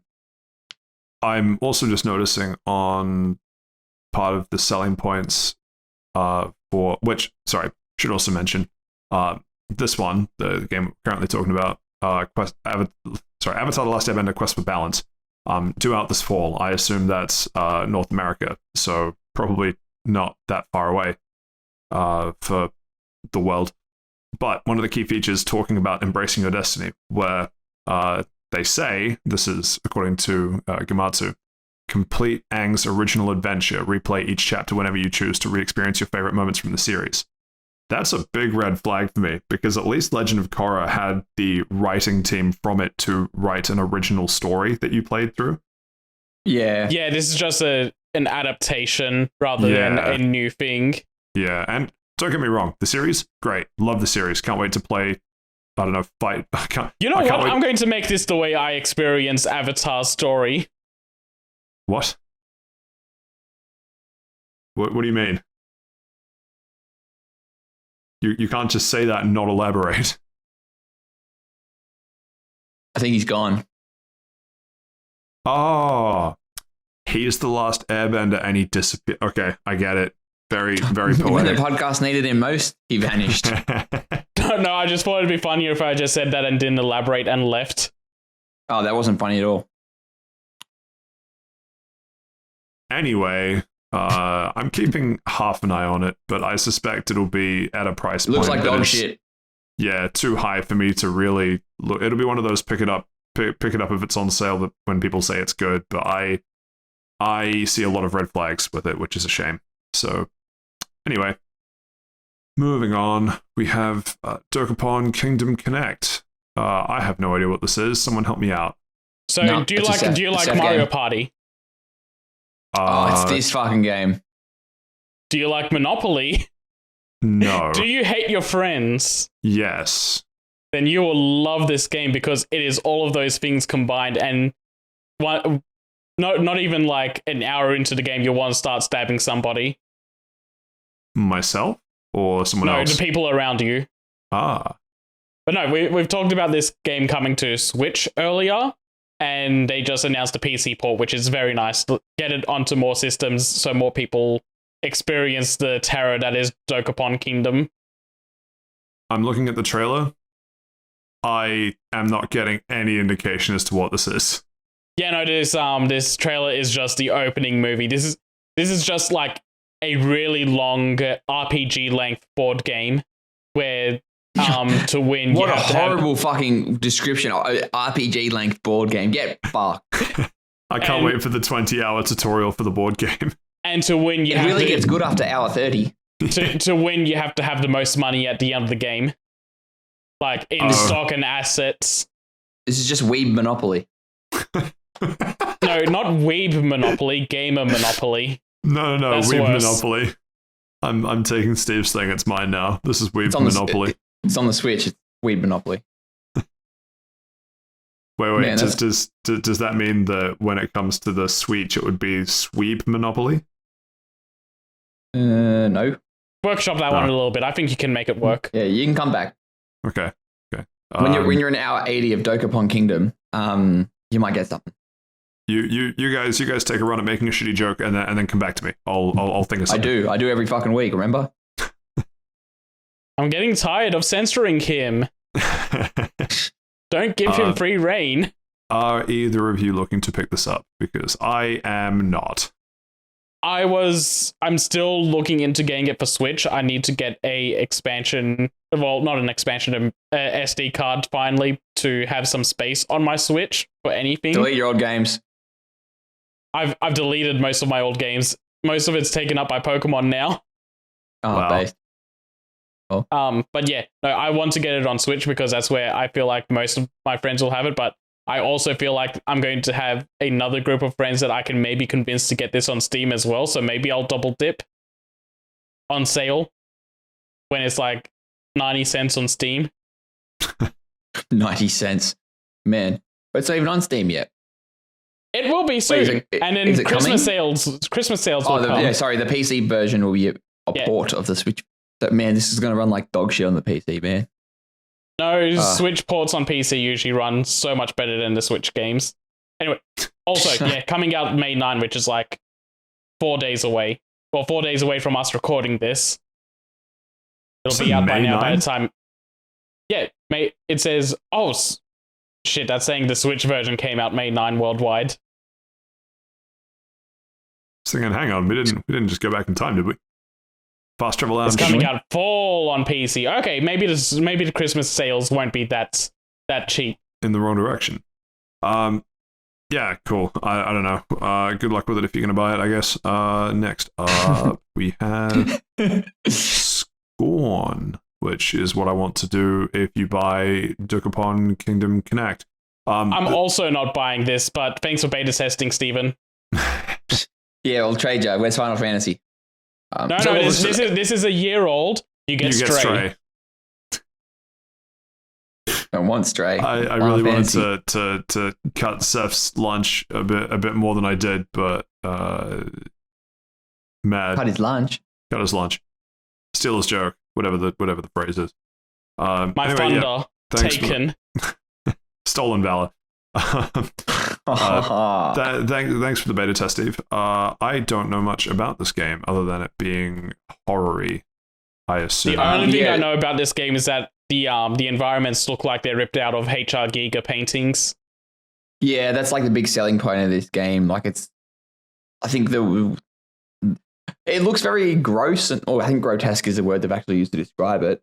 And there's like a lot of like gruesome, gory parts. So it's supposed to be horror thriller, but from my understanding, I never played it. I don't think I know anybody that's played it. Just apart from like people online have been saying that like it's okay for what it is, but it's different to what you expect it to be. Like it's a lot more action than a thriller horror game would be, but it's not enough action to just be an action game. Is it wrong for me to think that it's giving me kind of Golem-y vibes? No, it's like I think it's because the way that they advertised the game, they focused so heavy on the art style that when it came out and it was something a little bit different, everyone was like, oh, okay, this is a bit different. And I think it's one of those games that visuals can probably, if you don't like it, it just makes you feel uncomfortable. I think like every element of this is HR Giga inspired to the point where it's like, yeah, even all the sexual things in HR Giga paintings are being referenced in this game. I didn't know they had sex things. I don't care, to be honest. Not sex things, but like very phallic looking things. Yeah, phallic is a better word. Yeah, like it's dildo in the background. Not even that. It's just like the wall is made out of Dildo intestines, gun. but it's like an intestine gun, but the intestines are like a dildo. But like, yeah, maybe it's like very fleshy. Steve, if your intestine looks like a dildo, I really suggest you go to a doctor. No. Well, I tried to warn him. Stephen, we have free healthcare. We can do that. I don't want to. I do as well. Why are you saying we? Why you put a long drawn out thing on we? Like I'm. It's not for you. It's for the others that don't. Happy Freedom Day, by the way. Very funny. Well, would we all like to join hands and sing the 4Kids national anthem? Stop saying that. I don't want to hear the 4Kids national anthem. Everybody at home, if you're at home, Google 4Kids national anthem. You know what? You don't have to. I'm just going to insert it here. Oh, great. And now, the stars of 4Kids will sing the national anthem. Oh, say, can you see by the dawn's early light what so proudly we hailed at the twilight's last gleaming, whose broad stripes and bright stars through the perilous fight o'er the ramparts we watched were so gallantly streaming. And the rocket's red glare, the bombs bursting in air, gave proof through the night that our flag was still there. Oh, say does that star-spangled Banner yet wave o'er the land of the free and the home of the brave. Happy 4th of July from all of us at 4Kids TV. All right, welcome back. Hopefully your ears are actually. Hopefully they're not bleeding too badly. Bleeding a little bit, perhaps. Steve, are you excited for Baldur's Gate 3? I actually am, unironically. Yes. Okay, cool. Well, I got good news and bad news. What do you want first? Good news. All right. Good news is that it has been delayed till September 6th for the PS5. I do not like. Actually, no. Fuck the PS5. Base. That's what I'm saying. That was the good news. Yeah. Sorry. Yeah. Base. Like, don't question me again. Yeah. Okay. What are you gonna do about it? That was a question, wasn't it? Gotcha. Fuck you, question master. Cool. And the other news is that the release date for PC has been moved up to August 3rd, which I guess in context would be the bad news for Stephen. Anyway, yeah. The bad news also being it's still not coming out to Xbox. Yeah, very common. The Series S is holding it back. That's good news for us. Yeah. What would say just to re-prosecute this story? It has been indefinitely delayed. Baldur's Gate 3 has been indefinitely delayed for coming out on the Xbox, like series of consoles, because they can't get it to run very good on the Series S. So it's like, well, we're not going to release it just to the X. Like, we're not allowed to do that. Yeah, so we have to. Not allowed to do that. Microsoft does not let developers choose which to release on. It has to be on both. Yeah, so if you can't get it on one, well, then you're not doing it on either. The old both hands or no hands strategy. I see you, Microsoft. I hate it. And this is why Final Fantasy 16 isn't on Xbox.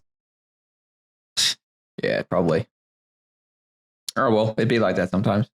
Have I mentioned, by the way, that game has been triggering a heat warning on some people's consoles? Imagine that trying to run on the Series S. Might turn into your Alienware. Speaking of, Patrick, I hope your PS5 is well ventilated. I do keep it in a drawer. Why? Because good. I don't want it catching on fire when you get to a certain point in 16. Probably when you get to any fight scene, it has to drop down to 30 frames per second. Nah, it should be fine. That's just the Phoenix icon, right?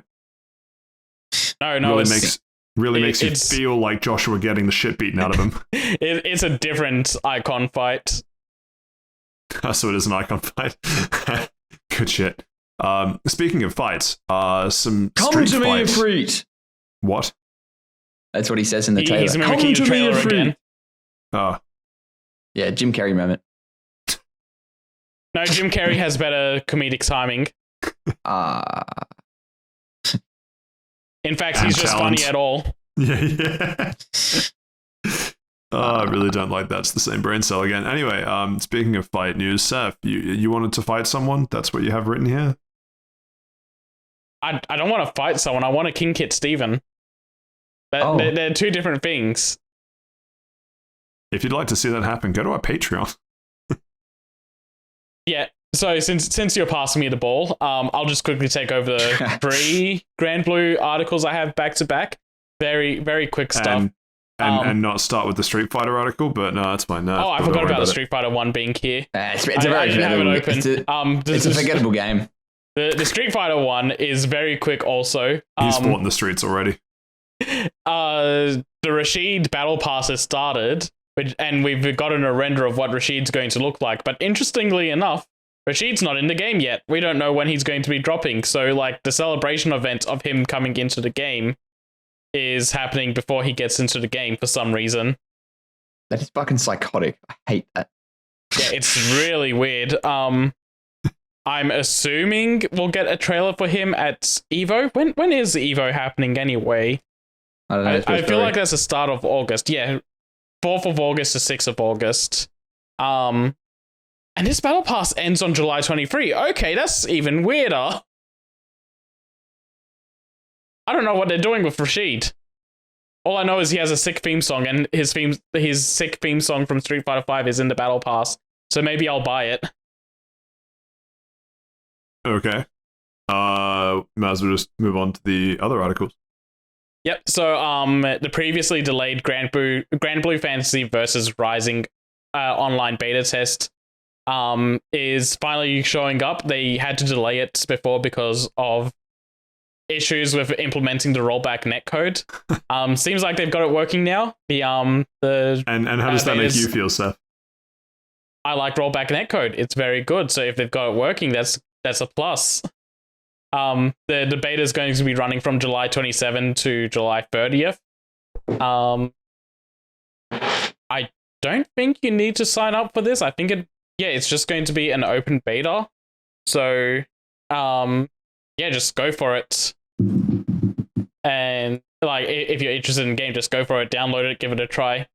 And on top of that, they also announced that a character named Nier is going to be showing up. I don't know a whole lot about Grand Blue characters, so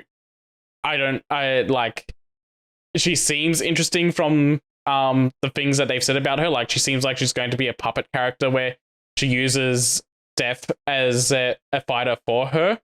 But like in actual footage, they just showed her intro cutscene and that's it. Not a lot to go on with her right now. And she won't be in the beta, so there's not going to be a lot to go on for her for a while. And so for someone called Nier, she's still pretty far off being added to the game. I'd respect that joke if I haven't heard it 1,000 times, but a Nier series. Why don't we... And finally, Grand Blue Fantasy Relink showed that they're going to be adding fairy into the game, which is I tried so hard not to make a furry joke, but it just... I had to fight it, Seth. I need you to know, I had to fight it. I appreciate you fighting it, but she's surrounded by ghost animals, so she might as well be a furry. I know, that's... Yeah. She is also a rabbit skill. Yeah. It's right there, says Patrick. I know, and I couldn't bring myself to do it. It's punching so far down. I know what I had to do. I just don't have the strength to do it. Speaking of furry news, there was a funny Twitter argument going on the other day where someone was like, the fuck do you mean that this furry Sonic Fox is beating everyone in Mortal Kombat tournaments? Yeah. And Sonic Fox sort of was like, all right, bet if you fight me right now, and if you win, I'll give you $10,000. But if I win, you have to become a furry. Guess who fucking lost? And the guy that the guy that lost then has to become a furry. Everyone's just assigned him a duck as his furry mascot because he keeps ducking Sonic Fox now. Wow. So have they actually fought? Yeah, they fought like almost immediately, and as soon as he lost it, he started ducking Sonic Fox, trying to avoid him.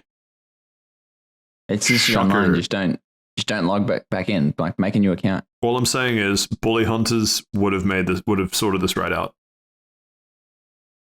I mean, I kind of respect the hustle of talk shit, get hit by the best fighting game player in the world. But yeah, the Grand Blue news also, besides Fairy being added, is that they confirm that it's going to be like over 100 side quests in the game, and the full game will be 4-player co-op play, like just the entire way through. It's kind of styled a little like Monster Hunter, so I'm going to be like really interested to try and get people together to play this. You take that furry news out of your fucking mouth. the Grand Blue stuff or the Sonic Fox stuff? You don't besmirch the good name of Monster Hunter and then talk about the disgusting cult of furries in the same breath. Patrick, I don't care what you have to say about Wyverians. Patrick, in Monster Hunter, you can make an armor set that's just an iron cat suit. Yes, and I look very cute in it, but that's entirely separate. Ugh. But yeah, Grand Blue Corner's done. Sweet. Now that the Grand Blue Corner is done, why don't we throw it to Steve for the Persona 3 corner? Yay! Finally. Fuck. So Persona 3 got a trailer at the Persona 3 Reload, which is as we know, the remaster. I don't know how to tell you this. Persona 3. Persona 3 is already out. Oh shit, I didn't know. But no. So this is we got like a 1.5 minute trailer. Gives us a first look at the English voices. I'm not really that attached to the English voices. I do listen to the dub, but like I sort of half wanted them to be completely different, if that makes sense. Mitsuru is almost dead on accurate. Yeah, like I honestly was like, oh, they got the same voice actor, but no, it's not. Which I thought was a very interesting choice. It's what really hits me with it is that everyone almost sounds dead on except for Akihiko, and because he's so different compared to everyone else sounding so close, that his throws me off the most. And I really like his original voice actor. I really like the Liam O'Brien's voice. Like he does Gaara in Naruto, and he does a few other video game voices, and this was like one of his early roles, and he sounds really natural in it. Okay. And yeah, so Akihiko just like being really different threw me off watching this. Yeah, I'm not. I really enjoyed it. I really enjoyed the trailer. It doesn't really show anything new. They've sort of not redesigned any characters, but they've sort of remastered them. And the new portraits as well. Yeah. Sorry, what was that, Seth? They did all new portraits as well for the characters. Oh yeah, I care about that. Well, the portraits are just like the VN things. It's literally just yeah, but the new portraits like just stylistically look really good and matches like the new graphical style. Because if they just use the old ones, it would not mesh well with like how the new game graphics look. Yeah, very true, I guess. Yeah. And I think also the portraits are just more animated now as well than they were in the original, which is a nice touch. That's true. That is very true. I'll give you that. Yeah. Also worth noting is that they're just showing everyone up to Fuka, so there's still more characters that they can show off later and reveal their voices for. Yes. I'm still looking forward to it. I reckon it'll be fucking sick. Yeah, no, it looks fun. It looks really good. Yeah. Looks good. Can't wait. Very keen. Love me some Persona. Yeah, I still not really. I'm into like the final part of Persona 3. fucking Tartarus really drags that fucking place on. Do not care for it. But you know what else? In the news of things that people do not care for, Lord of the Rings Gollum was so abysmal that Daedalic is now how funny is that? Completely shutting down internal game development to focus on publishing, and not just getting rid of Gollum, but Gollum and 25 developers. Well, 25 staff, but I assume the developers. This is mixed news. You never like to see this happen, but at the same time, I don't know. The market's thoughts on how the Lord of the Rings Gollum launched were pretty clear. I don't know if there was really an alternative as to what could have happened here. I feel bad for the people that lost their job. Yeah. I don't know. Like when Saints Row failed to hit the mark, I think the entirety of Volition got folded into Gearbox. So they probably folded a lot of these developers into another studio. It just sucks for the 25 that got let go. Yeah. Yeah, 100%. I don't know. It's it does say that they're going to support the former employees and find them new places to work. So if they're true to that, then I don't see a downside. But it really depends. It really depends if they're true to their word and help those 25 people land on their feet. Yeah. Well, and the question is if they're like equivalent positions, or it's like, hey, you can go to this more junior position that's just opened up, but it's like, I don't want to. Like, it's very interesting to sort of see how that goes. Sorry, I cut you off. You did. I'm doing it again. I'll king hit you for it later. Don't worry. Very cool. But I don't quite remember if this adjusted. Well, it certainly doesn't mention it in the article, to my knowledge. But adjusting the goal of polishing the game up to be what they wanted it to be. Because I think that's done. I think they put out their statement, and then it's like, yeah, no, don't worry. Like the publishers are just like, yeah, no, fuck that. We'll take the loss. Interesting. Yeah, because I remember it's in such a state, like it's already ruined. Yeah, sorry, I keep cutting you up, Pat. Very cool. What, should I just change my name for Seth? Is that what you want from me? Yes, that's all. It's literally we all I want. already share us a brain cell. That's no. You know, I'm not even. I'm going to put down the shovel. I'm not going to dig that one any further. Because I remember when we were discussing Gollum. I don't remember which episode it was now. Let us know. But in one of the episodes we were talking about this, I said I did not, nor could I understand the vision that people even had for this game. So when they put out that initial statement that said, hey, we know it didn't release in a state that we wanted it to be, we're working hard to make the game that we wanted it to be. And I remember saying, I'm so curious as to what that game is. And part of me is disappointed that Daedalic is shutting down, because I want that question answered. I don't know if I do. I need to know what the higher-ups at Daedalic wanted this game to be, because it could not be anywhere close to the game that we got. Oh, well. What if it's just the game that we got, but runs well? But with hats. but with a funny hat? With a battle pass system. Yeah, not funny. It's the same game, it's just a new hat.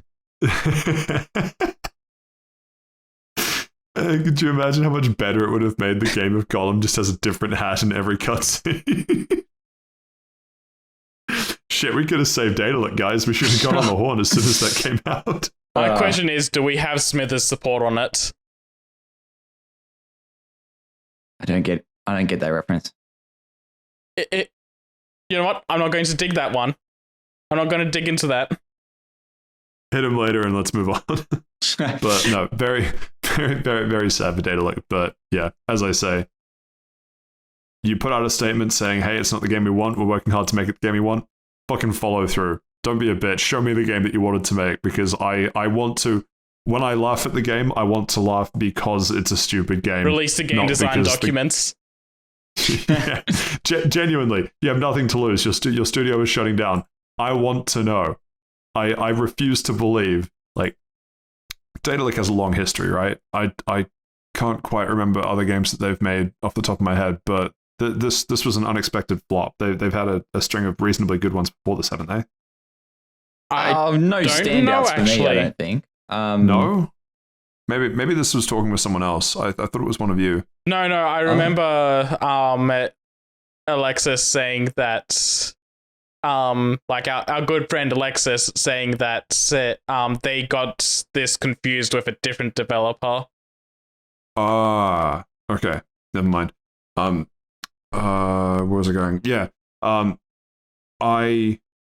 I refuse to believe that you hire a bunch of idiots and then make a game as bad as Gollum accidentally. It feels like it has to be intentional or the result of crunch or scope or anything else. Or making a game about Gollum. Literally design phase. Like, literally day one, the CEO walks in with that idea. Literally, getting toe punted out. Vince McMahon moment. Balance Wonderworld all over again. Well, an interesting thing to point out is this game is literally a series of failures at every level. Like, there's the quest design, there's the actual graphics, there is the model, art design, gameplay. It's a failure at so many levels, and the fact that it does nothing right for such a beloved IP really shows that, like, the developers and the testers probably did care, but it's the people in the management positions and the leads, and they either didn't provide proper oversight or they just didn't have any buy-in, and they were like, it is not a comprehensive game, and it is a very interesting take on what can go wrong. I fully agree with you, Steve, and that's what makes me, like, I sort of joke and say I want to release I want to see the game design documents, but part of me is angry that is the game we got. Not angry in the sense that I want to I don't want retribution or anything against Daedalic or anyone else. I can't understand. Like, I've tried understanding what vision there could have been for this game, and I come up blank. I do not know what they were thinking, and I for the sake of a psychology student looking back on this in 20 years as part of a lecture, want to know how they thought that this was the right move. Yeah, 100%. Yeah, you're right. And you reap what you sow. It's not mentioned. I don't think it's mentioned in this article, but Daedalic were also working on another Lord of the Rings IP game, I think. It was either Daedalic or someone else. Is making the game about the dwarves. No, but Daedalic did say in their big apology thing that they were making another one in whatever. And that has obviously been cancelled, but it's not clear whether that's being shifted to another developer or just being abandoned entirely. And again, all I have to say is, if that's the studio that produced Gollum, I, again, want to know the vision for the game that they were working on. Gollum 2. Anyway, Gollum 2. Gollum harder. Too fast, too Gollum. Too fast, too Gollum. Basically all I have to say about Daedalic. Very sad, but I'm up for so many questions. Finally, we have, to me, absolutely hilarious nepotism news. Yeah. The judge overseeing the Activision case in, actually, I don't know which jurisdiction this is. This is just... the US. Yeah, this is just the Microsoft versus FTC case. Yeah. Her son works for Microsoft. That's very awkward. Very awkward. The Revolving Door project is saying that the judge should be replaced because this is a clear conflict of interest. That's gonna throw a spanner in the whole machine if that goes through. The original deadline to renegotiate is the 18th. I think the judge was gonna make her decision on the 11th of this month. If they got to get a new judge, I don't know if they're just going to go over all the case notes, or if they're going to have to do a retrial. No. If they have to do a retrial, that's going to just push this past that July 18th date. And Bobby Kotick has just straight up said if they don't close the deal by July 18th, they're walking away. That's I don't know. really, I don't know how legitimate he is on that. Maybe it's just a phrase to get things moving faster. But yeah, I don't know. You can never know with that, man. But yeah, this is a clear conflict of interest. This is fucking crazy. Yeah. Again, I like to assume people generally have good intentions, but I also refuse to believe that you can just forget that your son works for the company that you're deciding whether or not can pay $70 billion to acquire another one. That's the thing. It wasn't. She didn't forget. It was revealed in the pre-hearing conference, but they let it through because Judge Corley said that her son doesn't work in the gaming division. But this watchdog group is like, no, but it still benefits Microsoft as a whole if Activision gets bought out. So that's still a conflict of interest. Your son can still go, yeah, no, do it for me, so I get a raise. What do you mean? Microsoft is the one losing $70 billion. Not yet. They haven't lost anything. That's also another thing. In the case that Phil Spencer was just like, yeah, no, we don't like lose $70 billion. It's like, it's $70 billion in assets that's going to ABK. It's $70 billion in a shitcoin. It's $70 billion in imaginary money. Yeah. It's Phil Spencer's Bored Apes.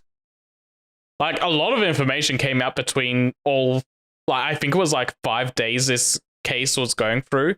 A lot of information came out about Microsoft and how they handle deals and stuff, and it's a lot of information to pass through, and I did want to touch on it on the podcast at some point. It's just, I didn't want to do it while the case was still going, and now that this has come up... Because you have a conflict of interest? You have a son working at Microsoft, don't you?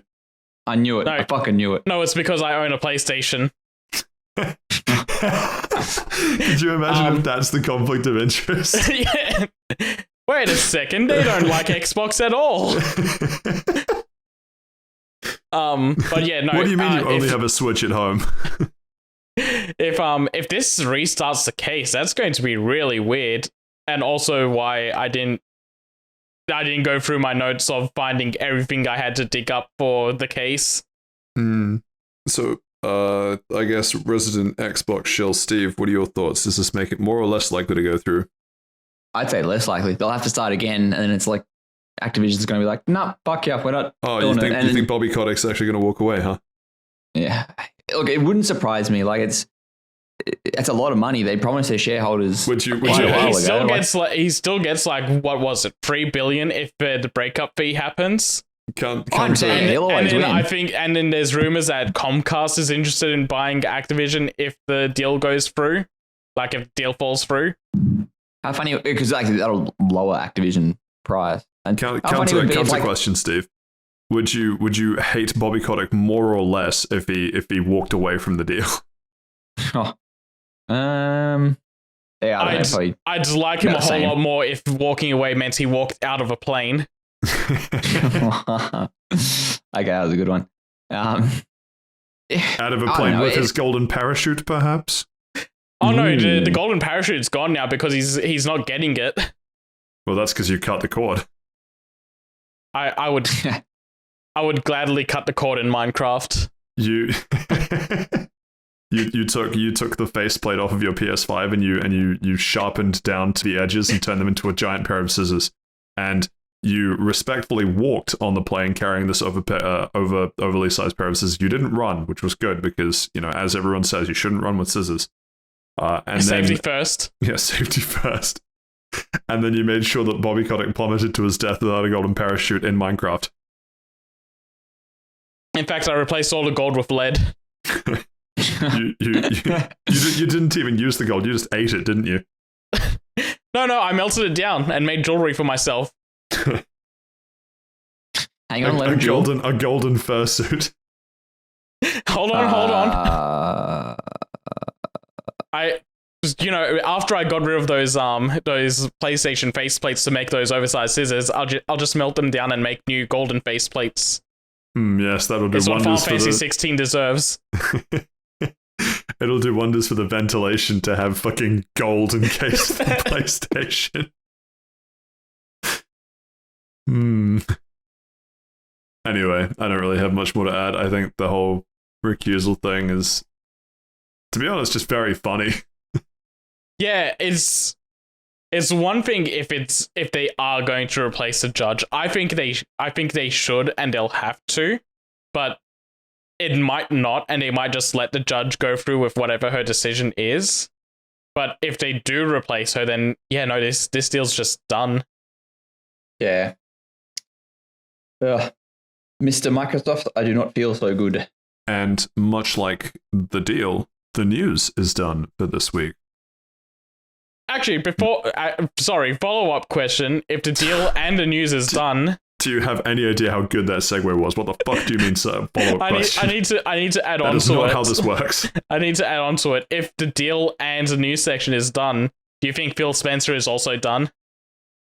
No. Well done. This wasn't his... He could have done a bit more due diligence in the regulatory space. I'll admit that. Wow. But yeah, I know, right? What I feel like his public presence since Redfall has kind of like shown that he's kind of done and wants to leave. Really? Oh, I wouldn't have thought that at all.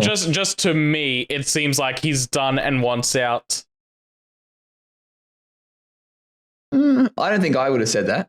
But I can probably take the point that, I don't know. I wouldn't say that actually. No, fuck yeah. Fuck you, sir. Damn, I can only be right so many times a week. Get out of here. Well, you heard it here first, gents. You know what's going to really suck though? When Phil Spencer walks away in 2 weeks and Seth starts the next episode with, Somebody's owed an apology. Can't believe Steve will have to give Seth the Gluck Gluck Soul Sucker 2000. Shut up. I'm begging you, Pat. Shut the fuck up. That Gorilla Grip isn't going to hold itself. That's funny. That's what Seth will be saying to you. I'm so sorry. That was uncalled for. That was too far. But you know what's not too far? Giving us a cheeky like on the podcast platform of your choice. Boom, nailed the segue. Very good. Because we're not going through an audience question. We've been speaking long enough on this episode. I feel like that's becoming a common phrase. We'll have to look into that. Anyway, we're now approaching the twilight, the zenith hour of episode 80. So yeah, a like, a subscription, a rating, a review, all very much accepted. Really help us out. If you want to send us an audience question, you can. We're on Twitter at Fast Travel Lounge -1 of the L's. Of course, you'll have to be logged in to probably see any of those tweets. Thanks, Elon. Facebook, Fast Travel Lounge, and good old fasttravellounge@gmail.com. Anything you guys want to plug for next week? Not really, actually. I've still got my fucking 3 games I'm going through. I'll eventually finish them. Maybe I'll talk about the DLC for Vampire Survivors. Yeah, I'm kind of in the same boat. I'll probably just give like overall impressions after finishing 16 before trying to set up the Spoilercast date with some friends. Outside of that, I don't know what else I could possibly be doing. Brutalizing the person that spoiled it for you? Oh yeah, no, he's dead in Minecraft. You attacked him with a pair of oversized PS5 faceplate scissors again, didn't you? I just poured lava over his house. Playing Dragon Ball Breakers. You know what? You're right, Stephen. I will play that from your suggestion. Yeah, man, Steve is just nothing but full of L takes today, huh? Some might say that. It's like he wants me to play mid. Don't know what that means. Well, those and probably so much more. What you have to look forward to in episode 81. But until then, I've been Patrick. I've been joined by Seth and Steve. Thank you so much for listening, and we'll catch you next time. Goodbye. Happy birthday, America!